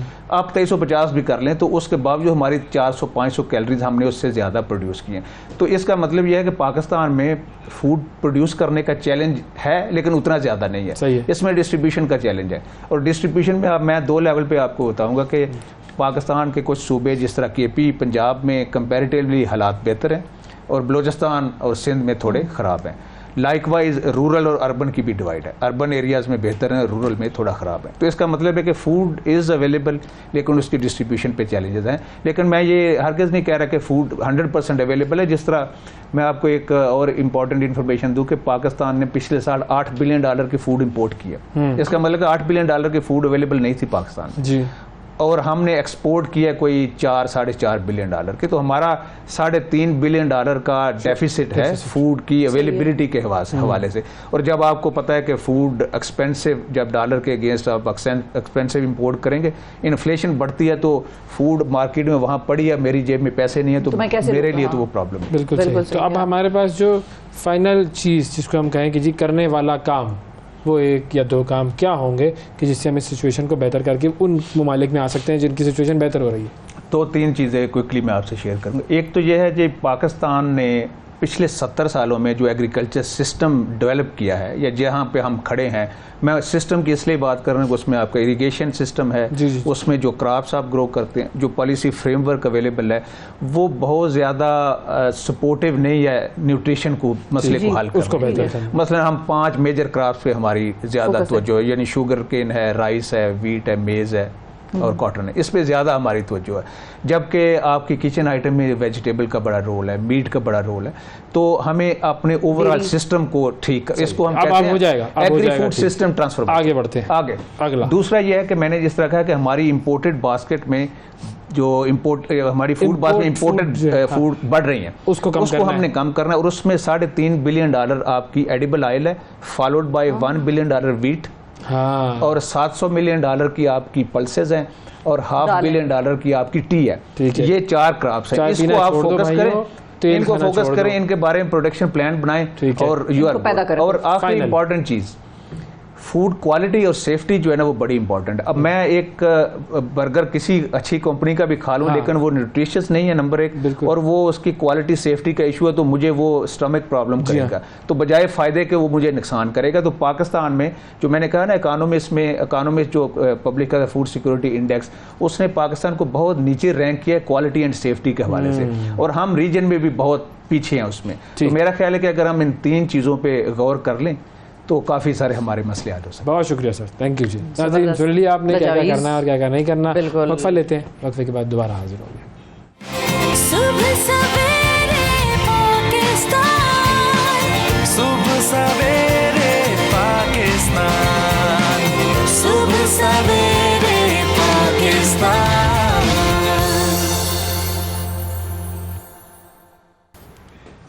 वेलकम बैक जी। पाकिस्तान के स्ट्रीट चिल्ड्रन की फ़ुटबॉल टीम सारी दुनिया में जाती है और बड़े ज़बरदस्त खेल पेश करके मुख्तलिफ टूर्नामेंट्स में अपना शानदार कारकर्दगी दिखाती रहती है। अब ये टीम जा रही है नॉर्वे कप खेलने के लिए और मुस्लिम हैंड्स इनको स्पॉन्सर करता है, और आज इस टीम के 2 खिलाड़ी हमारे साथ मौजूद हैं, अब्दुल्ला और शामिर, और इनसे आपकी मुलाकात करवाते हैं। अस्सलाम वालेकुम।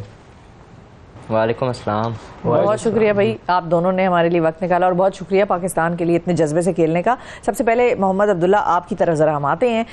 कैसे, जब हम बात करते हैं कि आपने इतना अच्छा खेला, तो आप हमारे नाजरीन को ज़रा अपनी कहानी तो सुनाएं कि आपका आगाज़ कैसे हुआ और कैसे आप इस टीम में शामिल हुए, शौक कैसे हुआ? देखें जी, सबसे पहले तो आप लोगों का शुक्रिया अदा करता हूँ, आप लोगों ने हमें मौका दिया, और हमें शौक ऐसे हुआ कि मेरा एक उस्ताद है, वो इंटरनेशनल इवेंट खेल के आया था चाइना का, गोथिया कप। देखा तो मुझे जो अच्छा लगा है कि यार कुछ मुझे में ऐसा हो कि मैं भी ये गेम कर सकूं। फिर मैंने फ़ुटबॉल स्टार्ट किया, वहाँ से अपनी ट्रेनिंग स्टार्ट की, फिर आहिस्ता आहिस्ता ज़्यादा मेहनत की। जैसे मेहनत की, फिर हमें पता चला कि मुस्लिम हैंड के ट्रायल्स आ रहे हैं, जो कि टीम वर्ल्ड कप खेलने जा रही कतर के लिए। सही। फिर मैंने उधर ट्रायल दिए अपने गाँव में जाकर, दूर इलाके में। फिर हम उधर सेलेक्ट हो गए। फिर हमारा कैंप लगा है उधर मीरपुर में 1 साल तकरीबन। फिर हमने पहले वो जो कतर में हुआ था स्ट्रीट वर्ल्ड कप, वो खेला है। फिर उसके बाद भी ये नॉर्वे कप है, इसके लिए कैंप लगा हुआ है हमारा। पहले हमने 1 महीना उधर ट्रेनिंग की है मीरपुर में, अभी हम इस्लामाबाद में मौजूद हैं। अच्छा। तकरीबन हमें 20 दिन हो गए इधर आए हुए। ज़बरदस्त। तो अपना ज़रा फैमिली बैकग्राउंड, आपकी उम्र, आपका जो हालात, कहाँ से ताल्लुक़ है, ये भी बताइए। मेरा ताल्लुक़ समुंदरी का एक गांव है पटियाला, अच्छा, वहाँ से है। और जो मेरे वालिदैन हैं, वालिद साहब की मेरी डेथ हो गई है। तकरीबन मैं 6 माह का था जब मेरे वालिद साहब की डेथ हो गई। अच्छा। तो बाकी भाई हैं मेरे, वो काम करते हैं बस। बिल्कुल सही। अच्छा शामिर, आपकी तरफ अब हम आते हैं। अपना बताइए, आपका ताल्लुक़ कहाँ से है, आपके वालिदैन क्या करते हैं, आप क्या करते थे? मैं कराची मलिर कोईगोट में रहता हूँ, जो मैं उस इलाके से ताल्लुक़ रखता हूँ जो फुटबॉल का दुनिया है, लियारी और दूसरा मलेर कोईगोट है। तो वहाँ पे बहुत सारे इंटरनेशनल प्लेयर हैं, उनको मैंने देख के तो मुझे भी शौक़ हुआ, तो मैंने भी मेहनत किया, तो यहाँ पे आके पहुँच गए, तो पाकिस्तान टीम स्ट्रीट चाइल्ड का हिस्सा बन गए। तो मेरा पीछे बैकग्राउंड, अबू माली काम करती है। अच्छा। और मैं खुद 7 क्लास तक पढ़ा। अच्छा। तो घर की वजह से तो मैंने स्कूल छोड़ दिया, तो मैंने जाके कुछ काम किया, सिलाई मशीन, उस पर मैंने फोकस दिया, काम किया, थोड़ा घर का हालत चलाया। अच्छा, आपने लेकिन 7th क्लास तक पढ़ा, और आपने कहाँ तक तालीम हासिल की अब्दुल्ला? मैंने मैट्रिक तक किया था स्टडी, फिर उसके बाद जैसे जैसे पता चला कतर वर्ल्ड कप है, फिर उसका शौक़ ज़्यादा हो गया, तो बस अभी इसी पे फोकस है। खेल का शौक़ ज़्यादा हो गया। शामिर, आपके खेल का शौक़ कितना है? कौन कौन से टूर्नामेंट्स आपने खेले हैं? मैंने तो अभी तक कोई बाइक के टूर नहीं मारे। अच्छा। मैं इनके साथ था, कैंप में था कतर का, तो उसमें मेरा नाम नहीं आया, नसीब है। तो मैंने आगे मेहनत किया, तो नॉर्वे कप के लिए मेरा नाम आया, बहुत खुशी हुई। घर वाले भी खुश हैं कि मेरा बेटा जा रहा है बाहर। बिल्कुल, बहुत खुश हैं इलाके वाले। खुशी की बात है, इलाके के लिए, घर के लिए। अच्छा, आप दोनों कौन कौन सी पोजीशन पर खेलते हैं, ये भी बताइए। मैं गोलकीपर हूँ। मैं राइट फुल बैक और राइट विंगर। अच्छा, और आप इन दोनों पोजीशंस के हवाले से थोड़ा सा मुझे बताएं ना कि एक अच्छा फुटबॉलर जब इन दोनों पोजीशंस पर खेलता है तो उसके अंदर क्या क्वालिटीज़ होनी चाहिए, गोलकीपर के हवाले से भी और विंगर के हवाले से भी? उसमें ये क्वालिटीज़ होनी चाहिए कि एक तो वो सारी टीम को देख रहा होता है पीछे से। हाँ बिल्कुल, कैसे किधर खेलना है, किधर नहीं खेलना है टीम को। फिर वो टीम को खिलाता है, अपने डिफेंडर्स को खिलाता है। फिर कीपर्स में ये क्वालिटीज़ होनी चाहिए कि डाइविंग हो, उसमें शूटिंग हो, करेक्टिंग बॉल हो, किधर बॉल देना है, किधर। फिर ये भी होता है कि कीपर गोल भी करवा सकता है अपने फॉरवर्ड से। सही है, सही है। और शामिर, आप कौन सी पोजीशन पे खेलते हैं? मेरा पोजीशन है राइट फुल बैक। इसमें इनको है कि पहले थ्रो और कॉर्नर और लाइन के ऊपर खेलना चाहिए। सबसे पहले आप बॉल लेके जाओगे तो फॉरवर्डों के ऊपर क्रॉस करना है, तो फॉरवर्ड फिनिश करेंगे। बिल्कुल, यही रोल है। तो मैं विंगर भी खेल सकता हूँ। विंगर का भी यही काम है कि आगे स्प्रिंट मार के बॉल के साथ तो कटबैक करना है, तो फॉरवर्ड फिनिश करेंगे। अच्छा, और आप लोग जिन खिलाड़ियों को देखते हैं, जिनसे इंस्पायर होते हैं, जो इंटरनेशनल खिलाड़ी हैं, मिसाल के तौर पर फुटबॉल में गोलकीपर की बात करें कि भाई कौन सा गोलकीपर ऐसा है जो दुनिया का टॉप गोलकीपर है, तो वो आपकी इंस्पिरेशन कौन है? मेरे ख्याल में इस दफ़ा जो वर्ल्ड कप हुआ है कतर में, जो अर्जेंटीना का गोलकीपर था मार्टिनेज, वो अच्छा है। अच्छा, तो आपको ये मार्टिनेज क्यों पसंद है अब्दुल्ला? क्योंकि उसने वर्ल्ड कप जितवाया है ना अपनी टीम को, अर्जेंटीना को। बिल्कुल, उसी की वजह से वो जीते हैं। उसने अच्छी बॉल सेविंग की है, फिर कुछ मैचेस में उसने पेनल्टीज रोक कर अपनी टीम को जितवाया, अपनी टीम को फाइनल के लिए क्वालिफाई कराया। फिर उन्होंने फाइनल भी विन किया फ्रांस से। यस। अच्छा शामिर, जो बैकवर्ड पोजीशन पे खेलते हैं वो इतना ज़्यादा मशहूर नहीं होते। ज़्यादातर वो जो गोल करने वाले होते हैं ना, वो फ्रंट पे जो फॉरवर्ड होते हैं वो ज़्यादा होता है, बड़ा मशहूर। बिल्कुल, वो मशहूर होते हैं। ये क्या मामला है भाई? मैं अगर राइट फुल बैक का बोलूँ, वैसे तो लेफ्ट फुल बैक है मार्सेलो। हाँ, तो मेरा पसंदीदा प्लेयर है। हाँ, माशाल्लाह बहुत अच्छा प्लेयर है। और मैं उनको देख के कोशिश कर रहा हूँ कि उनके जैसे हूँ। सही है, अच्छा, बनेंगे इंशाल्लाह बिल्कुल। अभी तो इश्क के इम्तिहान भी बहुत है और मंजिलें भी बहुत हैं। ये बताएं, ट्रेनिंग कैसे होती है, क्या क्या करते हैं आप लोग ट्रेनिंग में? उसमें फिजिकल ट्रेनिंग होती है। सुबह टाइम तो हम मॉर्निंग ट्रेनिंग यही करते हैं, फिजिकल होता है हमारा। शाम को हम बॉल ट्रेनिंग करते हैं। अच्छा, हमें पता चलता है कैसे खेलना है। हमारा कोच है जो रशीद साहब, उन्होंने हम पे बहुत मेहनत की है, तो उसी की वजह से अल्हम्दुलिल्लाह आज हम यही मुकाम पे हैं कि हम बाहर जा रहे हैं, अच्छे इवेंट खेल रहे हैं। अच्छा, मतलब कि जवाब दे रहे हैं कि मेहनत का जो फल है वो अल्लाह ज़रूर देता है। सही। और शामिर, अब जो आप बता रहे थे कि आप काम जो करते हैं, तो वो काम अभी चल रहा है या छोड़ दिया? हाँ, अभी तो छोड़ दिया। अच्छा, तो अब आपका शेड्यूल क्या होता है? शेड्यूल ये कि फुटबॉल चाहिए, बस शौक के अच्छे डिपार्ट हमें लें आगे। वैसे तो पाकिस्तान में कम फुटबॉल है। हाँ, तो हम गवर्नमेंट से यही बोलना चाहते हैं कि यार आप प्लीज़ डिपार्टों को बहाल करें हमारे लिए। जो आगे मुस्तकबिल है ना, उनको भी आगे अच्छे मिले। हाँ, अब लेकिन जाहिर है गेम का शौक तो आप लोगों को है, खेल रहे हैं, अच्छा खेल रहे हैं, लेकिन मुस्लिम हैंड्स ने किस तरह से कंट्रीब्यूट किया आप लोगों की लाइव्स में? मैं शुक्रिया अदा करता हूँ मुस्लिम हैंड का भी, जो हमारा ज़िंदगी मागी चेंज किया है। तो मैं मुस्लिम हैंड के साथ 1.5 साल है, मैं उसके साथ हूँ, जो घर का भी खर्चा देता है, यहाँ का भी खर्चा देता है, और रिहाइश भी सब कुछ मुस्लिम हैंड देती है। बिल्कुल सब कुछ मुस्लिम हैंड देती है। सही। और अब्दुल्ला, आपकी ज़िंदगी कैसे तब्दील हुई? मेरी ज़िंदगी भी ऐसे ही बदली है। पहले तो हम फ्री थे घर में, स्टडी करते थे, तंग होते थे घर में, यार कुछ ऐसा हो हम भी ज़िंदगी को एंजॉय करें। फिर हम मुस्लिम हैंड ने लिया है, उधर आए हैं, माशाल्लाह अल्हम्दुलिल्लाह के ठीक जा रहा है। वो हमें सैलरी भी देते हैं जिससे हमारा घर का मतलब चल रहा है। फिर उन्होंने रहाइश दिया है, हमें खाना पीना दिया है, फिर अच्छा ग्राउंड दिया है ट्रेनिंग के लिए, तो एंजॉय कर रहे हैं। इवेंट भी दे रहे हैं, इंटरनेशनल इवेंट भी दे रहे हैं, हमें एंजॉय कर रहे हैं ज़िंदगी। सही है। और फुटबॉल ट्रेनिंग के अलावा कौन कौन सी एक्टिविटीज़ हैं जो मुस्लिम हैंड्स आपके साथ कराते हैं?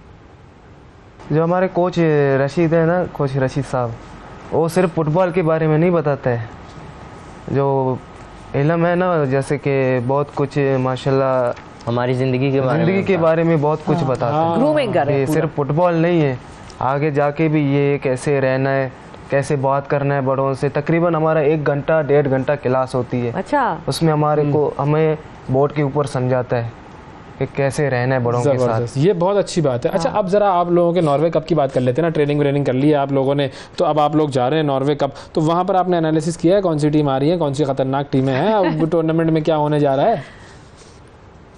इस दफ़ा तो टीमें अच्छी होंगी, यूरोप की टीमें हैं, जैसे फ्रांस है, फिर स्वीडन है, ब्राज़ील है, इंग्लैंड है, इटली है, ऐसी टीमें अच्छी टीमें आ रही हैं। इस दफ़ा इंशाल्लाह मैचेस टफ होंगे। हमें तो ये लग रहा है कि जो ब्राज़ील है उसके साथ अगर हमारा मैच हुआ तो अच्छा होगा, क्योंकि पहले हमारे जो राउंड में मैचेस है ना, वो नॉर्वे के 3 क्लब्स हैं। अच्छा, के उनके साथ ही है, ब्राज़ील के सामने खेले, क्योंकि हम तो बलोच हैं, हम सिर्फ ब्राज़ील को मानते हैं। ये अब देख सोचा भी, अभी कतर वर्ल्ड कप हुआ है कराची में, पूरा मेला लगा हुआ था। बिल्कुल। पहले लियारी, फिर मलेर कोईगोड में, हर जगह स्क्रीन लगा हुआ था। अभी आपको पता है सर जी, घर में खाना नहीं खा सकते हैं, बाहर जाके मैच देखते हैं। भाई ब्राज़ील का मैच है, हम कुछ नहीं कहेंगे। जब ब्राज़ील जीतेगा फिर आके खाना कहेंगे। तो ये क्या वजह है? हाँ, ये वजह क्या है? ब्राज़ील से क्या है इतनी मोहब्बत क्यों है? इसलिए मोहब्बत है कि प्लेयर नेमार है। नेमार करते हैं, नेमार को बहुत सपोर्ट करते हैं। बिल्कुल। अभी लियारी को मिनी ब्राज़ील भी कहते हैं। हर जगह माशाल्लाह सपोर्ट है। हाँ बिल्कुल बिल्कुल। अच्छा, अब जब तुम लोग ब्राज़ील के सामने खेल रहे होगे तो क्या फिर जीतोगे उससे, या उससे कहोगे कि नहीं तुम लोग जीत जाओ? हाँ, खेल लो तुम लोग। नहीं, पिछली दफ़ा भी हमने हराया उनको कतर वर्ल्ड कप में सेमीफाइनल। क्या बात है भाई, बेस्ट ऑफ लक, बहुत बहुत दुआएं आप लोगों के लिए, जाएं और जीतने की क्या उम्मीद लेकर जा रहे हैं? इंशाल्लाह जीत के आएंगे। अच्छी है माशाल्लाह, उम्मीद है कि हम जीत के आएंगे। उम्मीद तो अल्लाह से होती है, अल्लाह भी मदद करता है, बाकी इंशाल्लाह टीम के ऊपर होता है कि वो कैसी है। यस, बहुत शुक्रिया अदा करेंगे शामिर, बहुत शुक्रिया अदा करेंगे अब्दुल्ला, आपका ज़बरदस्त आप लोगों की मेहनत है जी। नाजरीन, मेहनत करें, फल ज़रूर मिलेगा। वक्फा लेते हैं, वक्फे के बाद दोबारा मिलते हैं। सुबह सवेरे पाकिस्तान, सुबह सवेरे पाकिस्तान, सुबह सवेरे पाकिस्तान।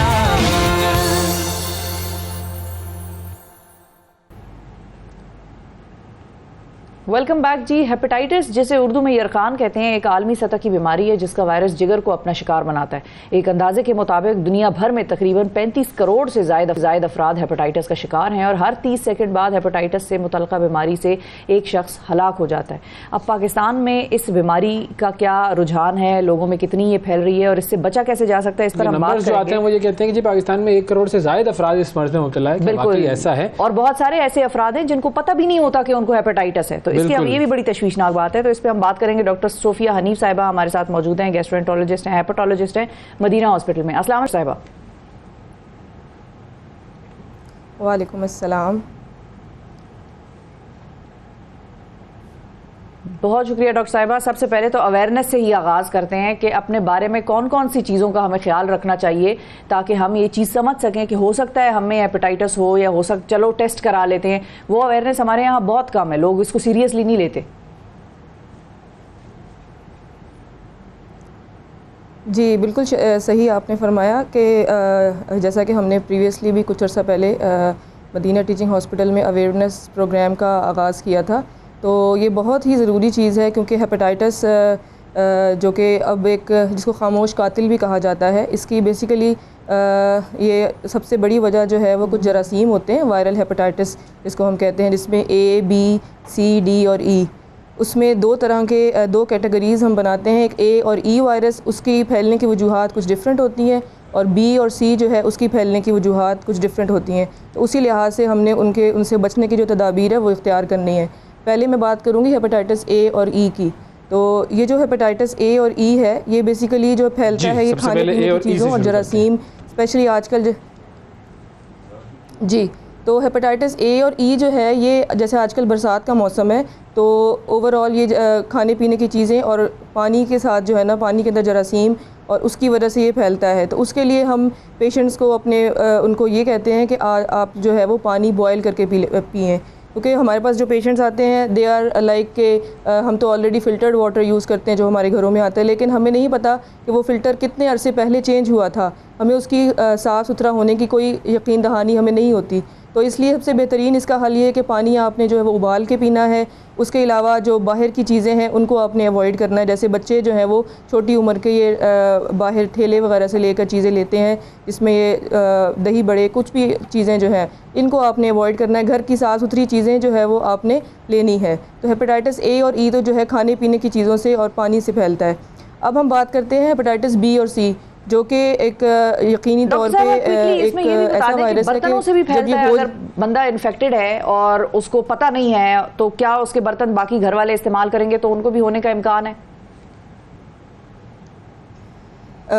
जी, अगर वही इन्फेक्शन वाला जो है बर्तन और चीज़ें जो हैं वो उस चांसेस हैं, क्योंकि बेसिकली होस्ट होता है इंसान, तो जो भी इन्फेक्टेड चीज़ है जिसके अंदर इन्फेक्शन हमें पता है कि इस चीज़ के अंदर था या उस बंदे ने इसको यूज़ किया है, तो वही सेम चीज़ अगर दूसरा बंदा इस्तेमाल करेगा तो काफ़ी हद तक चांसेस हैं कि उसको भी वो ट्रांसमिशन हो सकती है, क्योंकि इसका जो रूट है वो ओरल फीकल रूट इसको हम कहते हैं।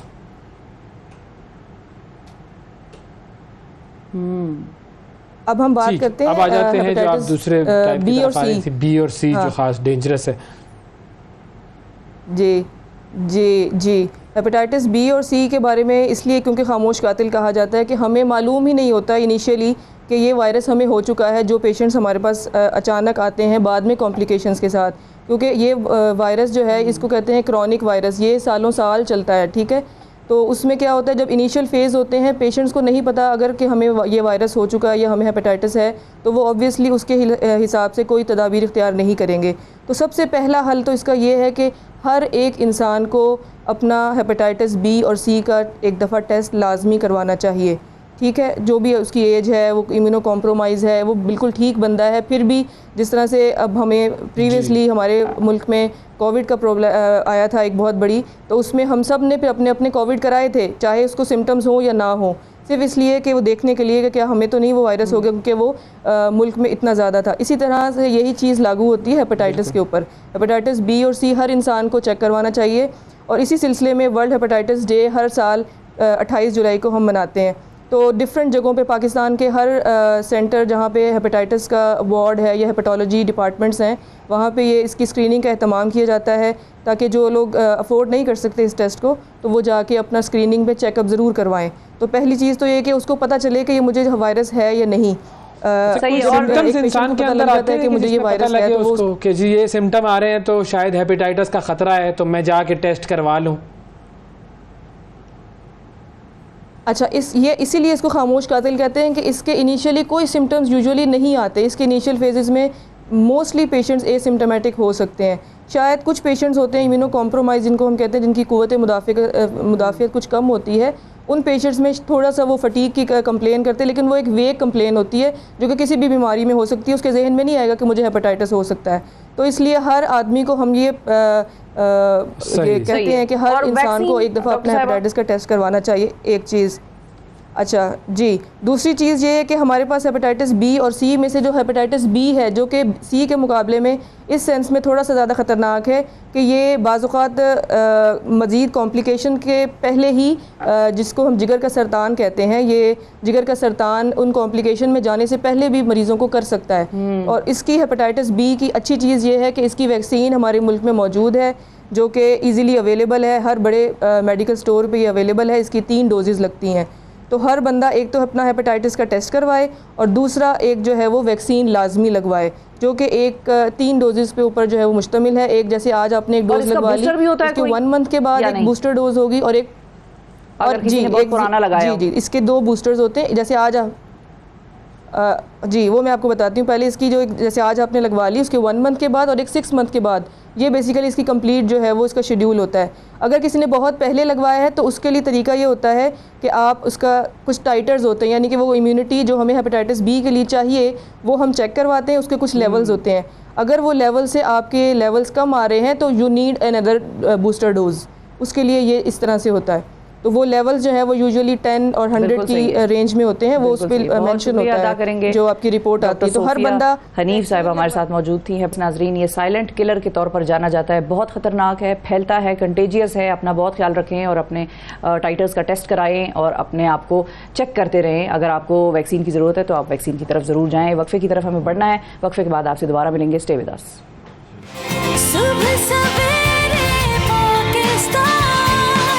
सुबह सवेरे पाकिस्तान, सुबह सवेरे पाकिस्तान।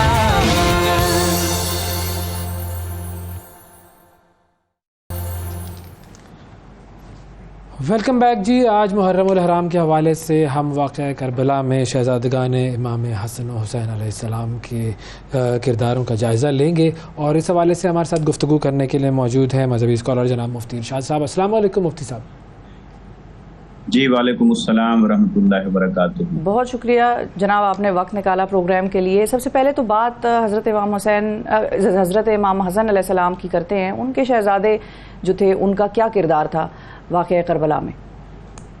देखिए, मैदान करबला में जो कुछ वाक़यात पेश आए यकीनन वो तारीख़ का हिस्सा हैं और उससे हमें बहुत सी रहनुमाई और हक़ाइक़ के बारे में आगाही मिलती है।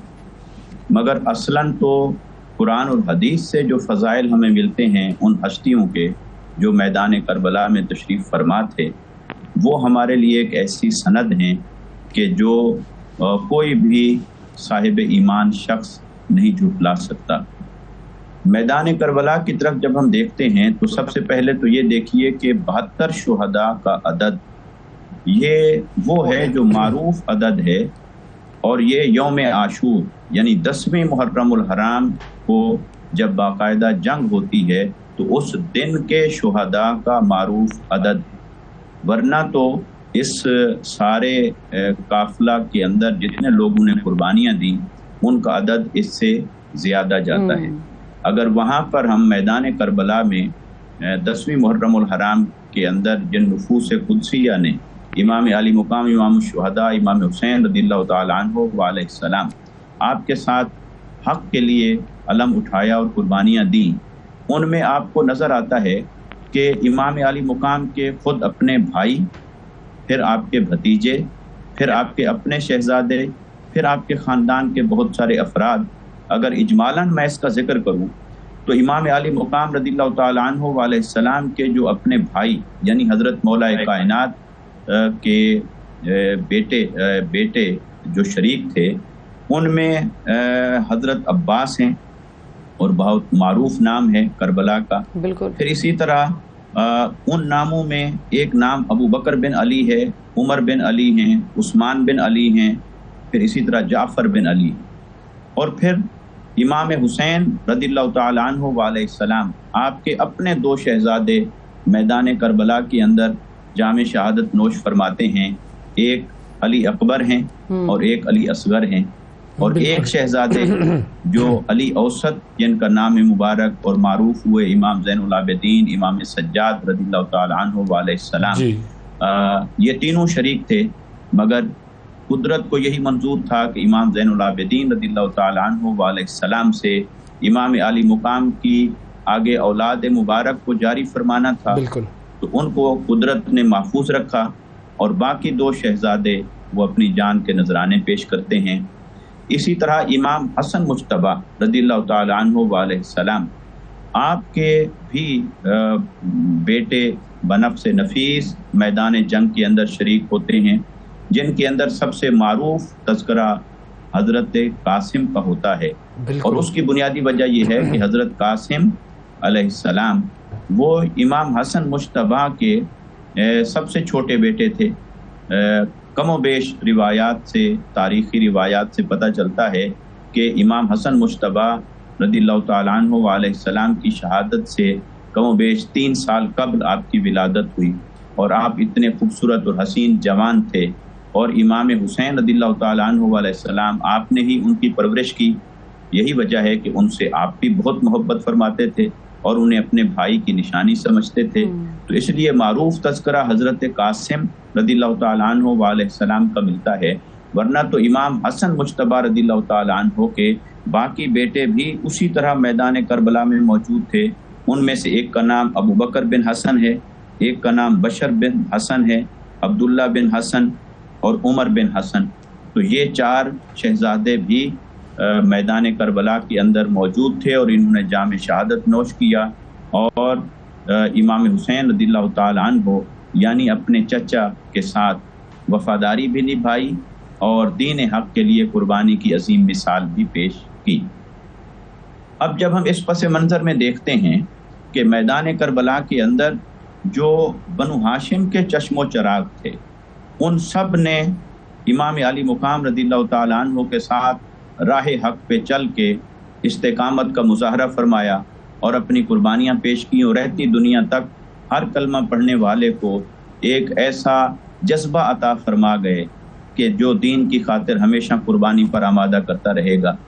तो इनके अंदर जब हम अगर फर्दन ले लें जी, तो हम हज़रत इमाम हसन मुज्तबा रज़ियल्लाहु ताला अन्हु अलैहिस्सलाम आपके शहजादे हज़रत कासिम का जिक्र खैर करें जी, तो मैदान करबला के अंदर हज़रत कासिम बिन हसन रज़ियल्लाहु ताला अन्हुमा व अलैहिस्सलाम आपकी जो बेमिसाल कुर्बानी है, मोहब्बत है, जानिसारी है, वो अपनी मिसाल आप है।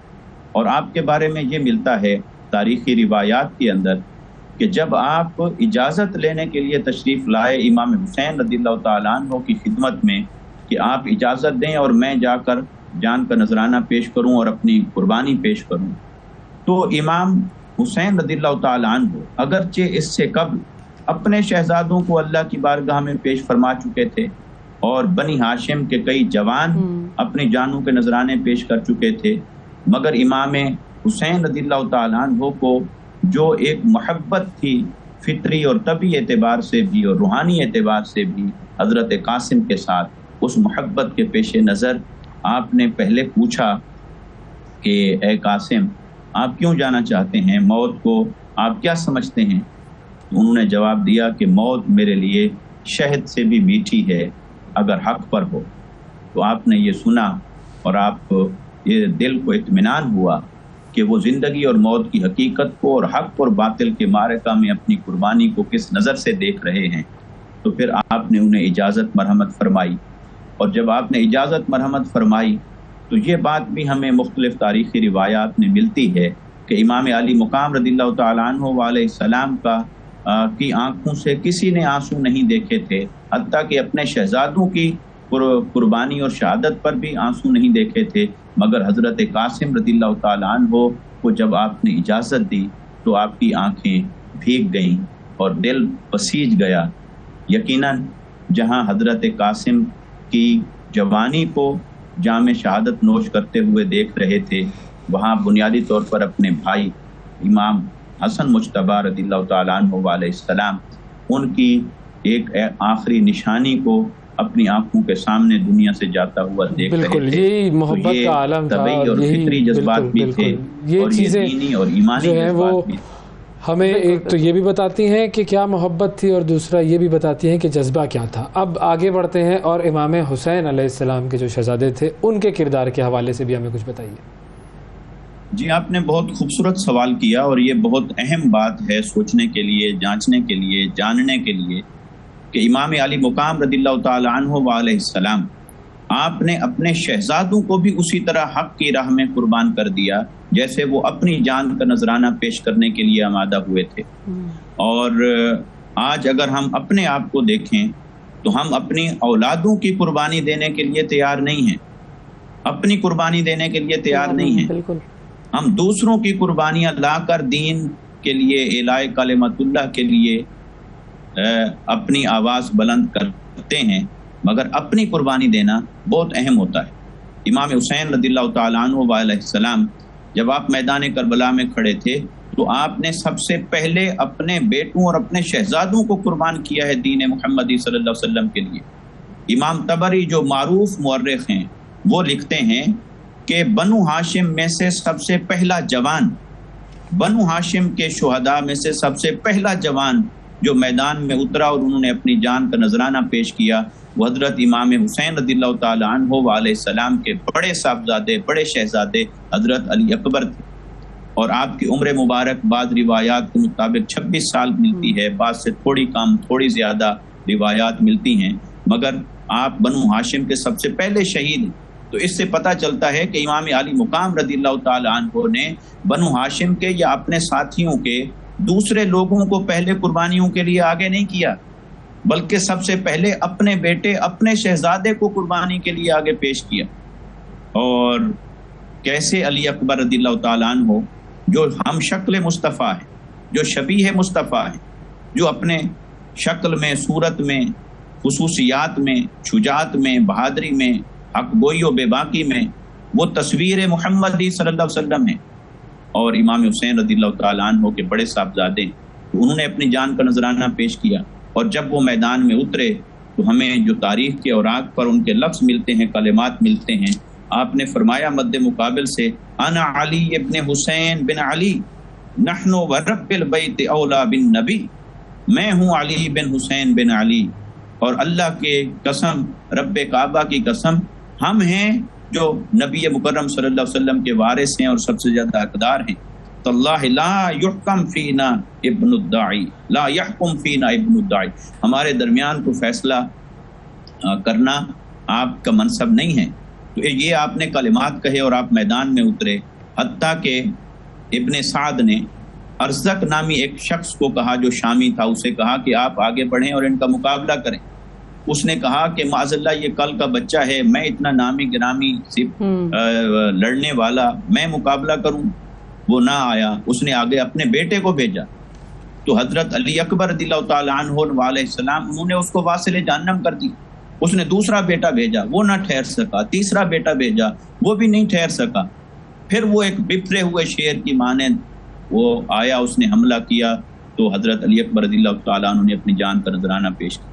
इसी तरह हजरत अली असगर जो मासूम थे, जिसको मेरे इमाम ने अपने हाथों पर उठा रखा था, उनको एक तीर आके लगता है और इमाम अली मुकाम ने उनके सीने से वो तीर खींचा और खून का फुआरा निकलता है और आप आसमान की तरफ उछाल देते हैं कि ऐ मेरे रब, क्या अब तो तू राज़ी है कि कैसे हुसैन ने अपना हक अदा किया है मैदान करबला के अंदर, अली असगर जैसे मासूम को भी और अली अकबर जैसे हम शक्ल मुस्तफ़ा जवान को भी।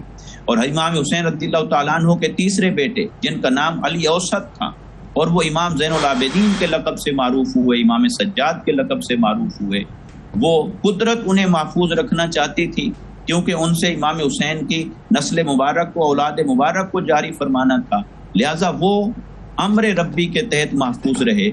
और इमाम अली मुकाम रज़ियल्लाहु ताला अन्हु ने बाकी जो दो शहजादे थे दोनों अल्लाह की राह में कुर्बान कर दिए। ये हमारे लिए पैगाम है कि अहले बैत अतहार ने, इमाम अली मुकाम ने, ख़ानदान मुस्तफ़ा ने अपने आप को बचाया नहीं बल्कि दीन को बचाया और अपने आप को कुर्बान कर दिया और सब कुछ लुटा दिया। तो आज रहती दुनिया तक ये पैगाम है कि उठो, दीन मुहम्मदी सल्लल्लाहु अलैहि वसल्लम को अव्वल जानो, उसे अपनी पहली तरजीह बनाओ, दीन पर अमल भी करो और दीन की बका के लिए कुर्बानियाँ भी दो। यही पैगाम है करबला का, यही पैगाम है शहजादगान इमाम हुसैन का, यही पैगाम है वारिसान बनी हाशिम का जो मैदान करबला में इस्तिकामत का पहाड़ बनते खड़े। बिल्कुल यही पैगाम है करबला का। बहुत शुक्रिया अदा करेंगे, मुफ्ती इरशाद सईदी साहब हमारे साथ मौजूद थे और इसी पैगाम के हवाले से कल हम खास तौर पर खुसूसी प्रोग्राम भी करेंगे, खुसूसी गुफ्तगू करेंगे। आज के प्रोग्राम में इतना ही, आपसे कल फिर मुलाकात होगी। अल्लाह हाफ़िज़।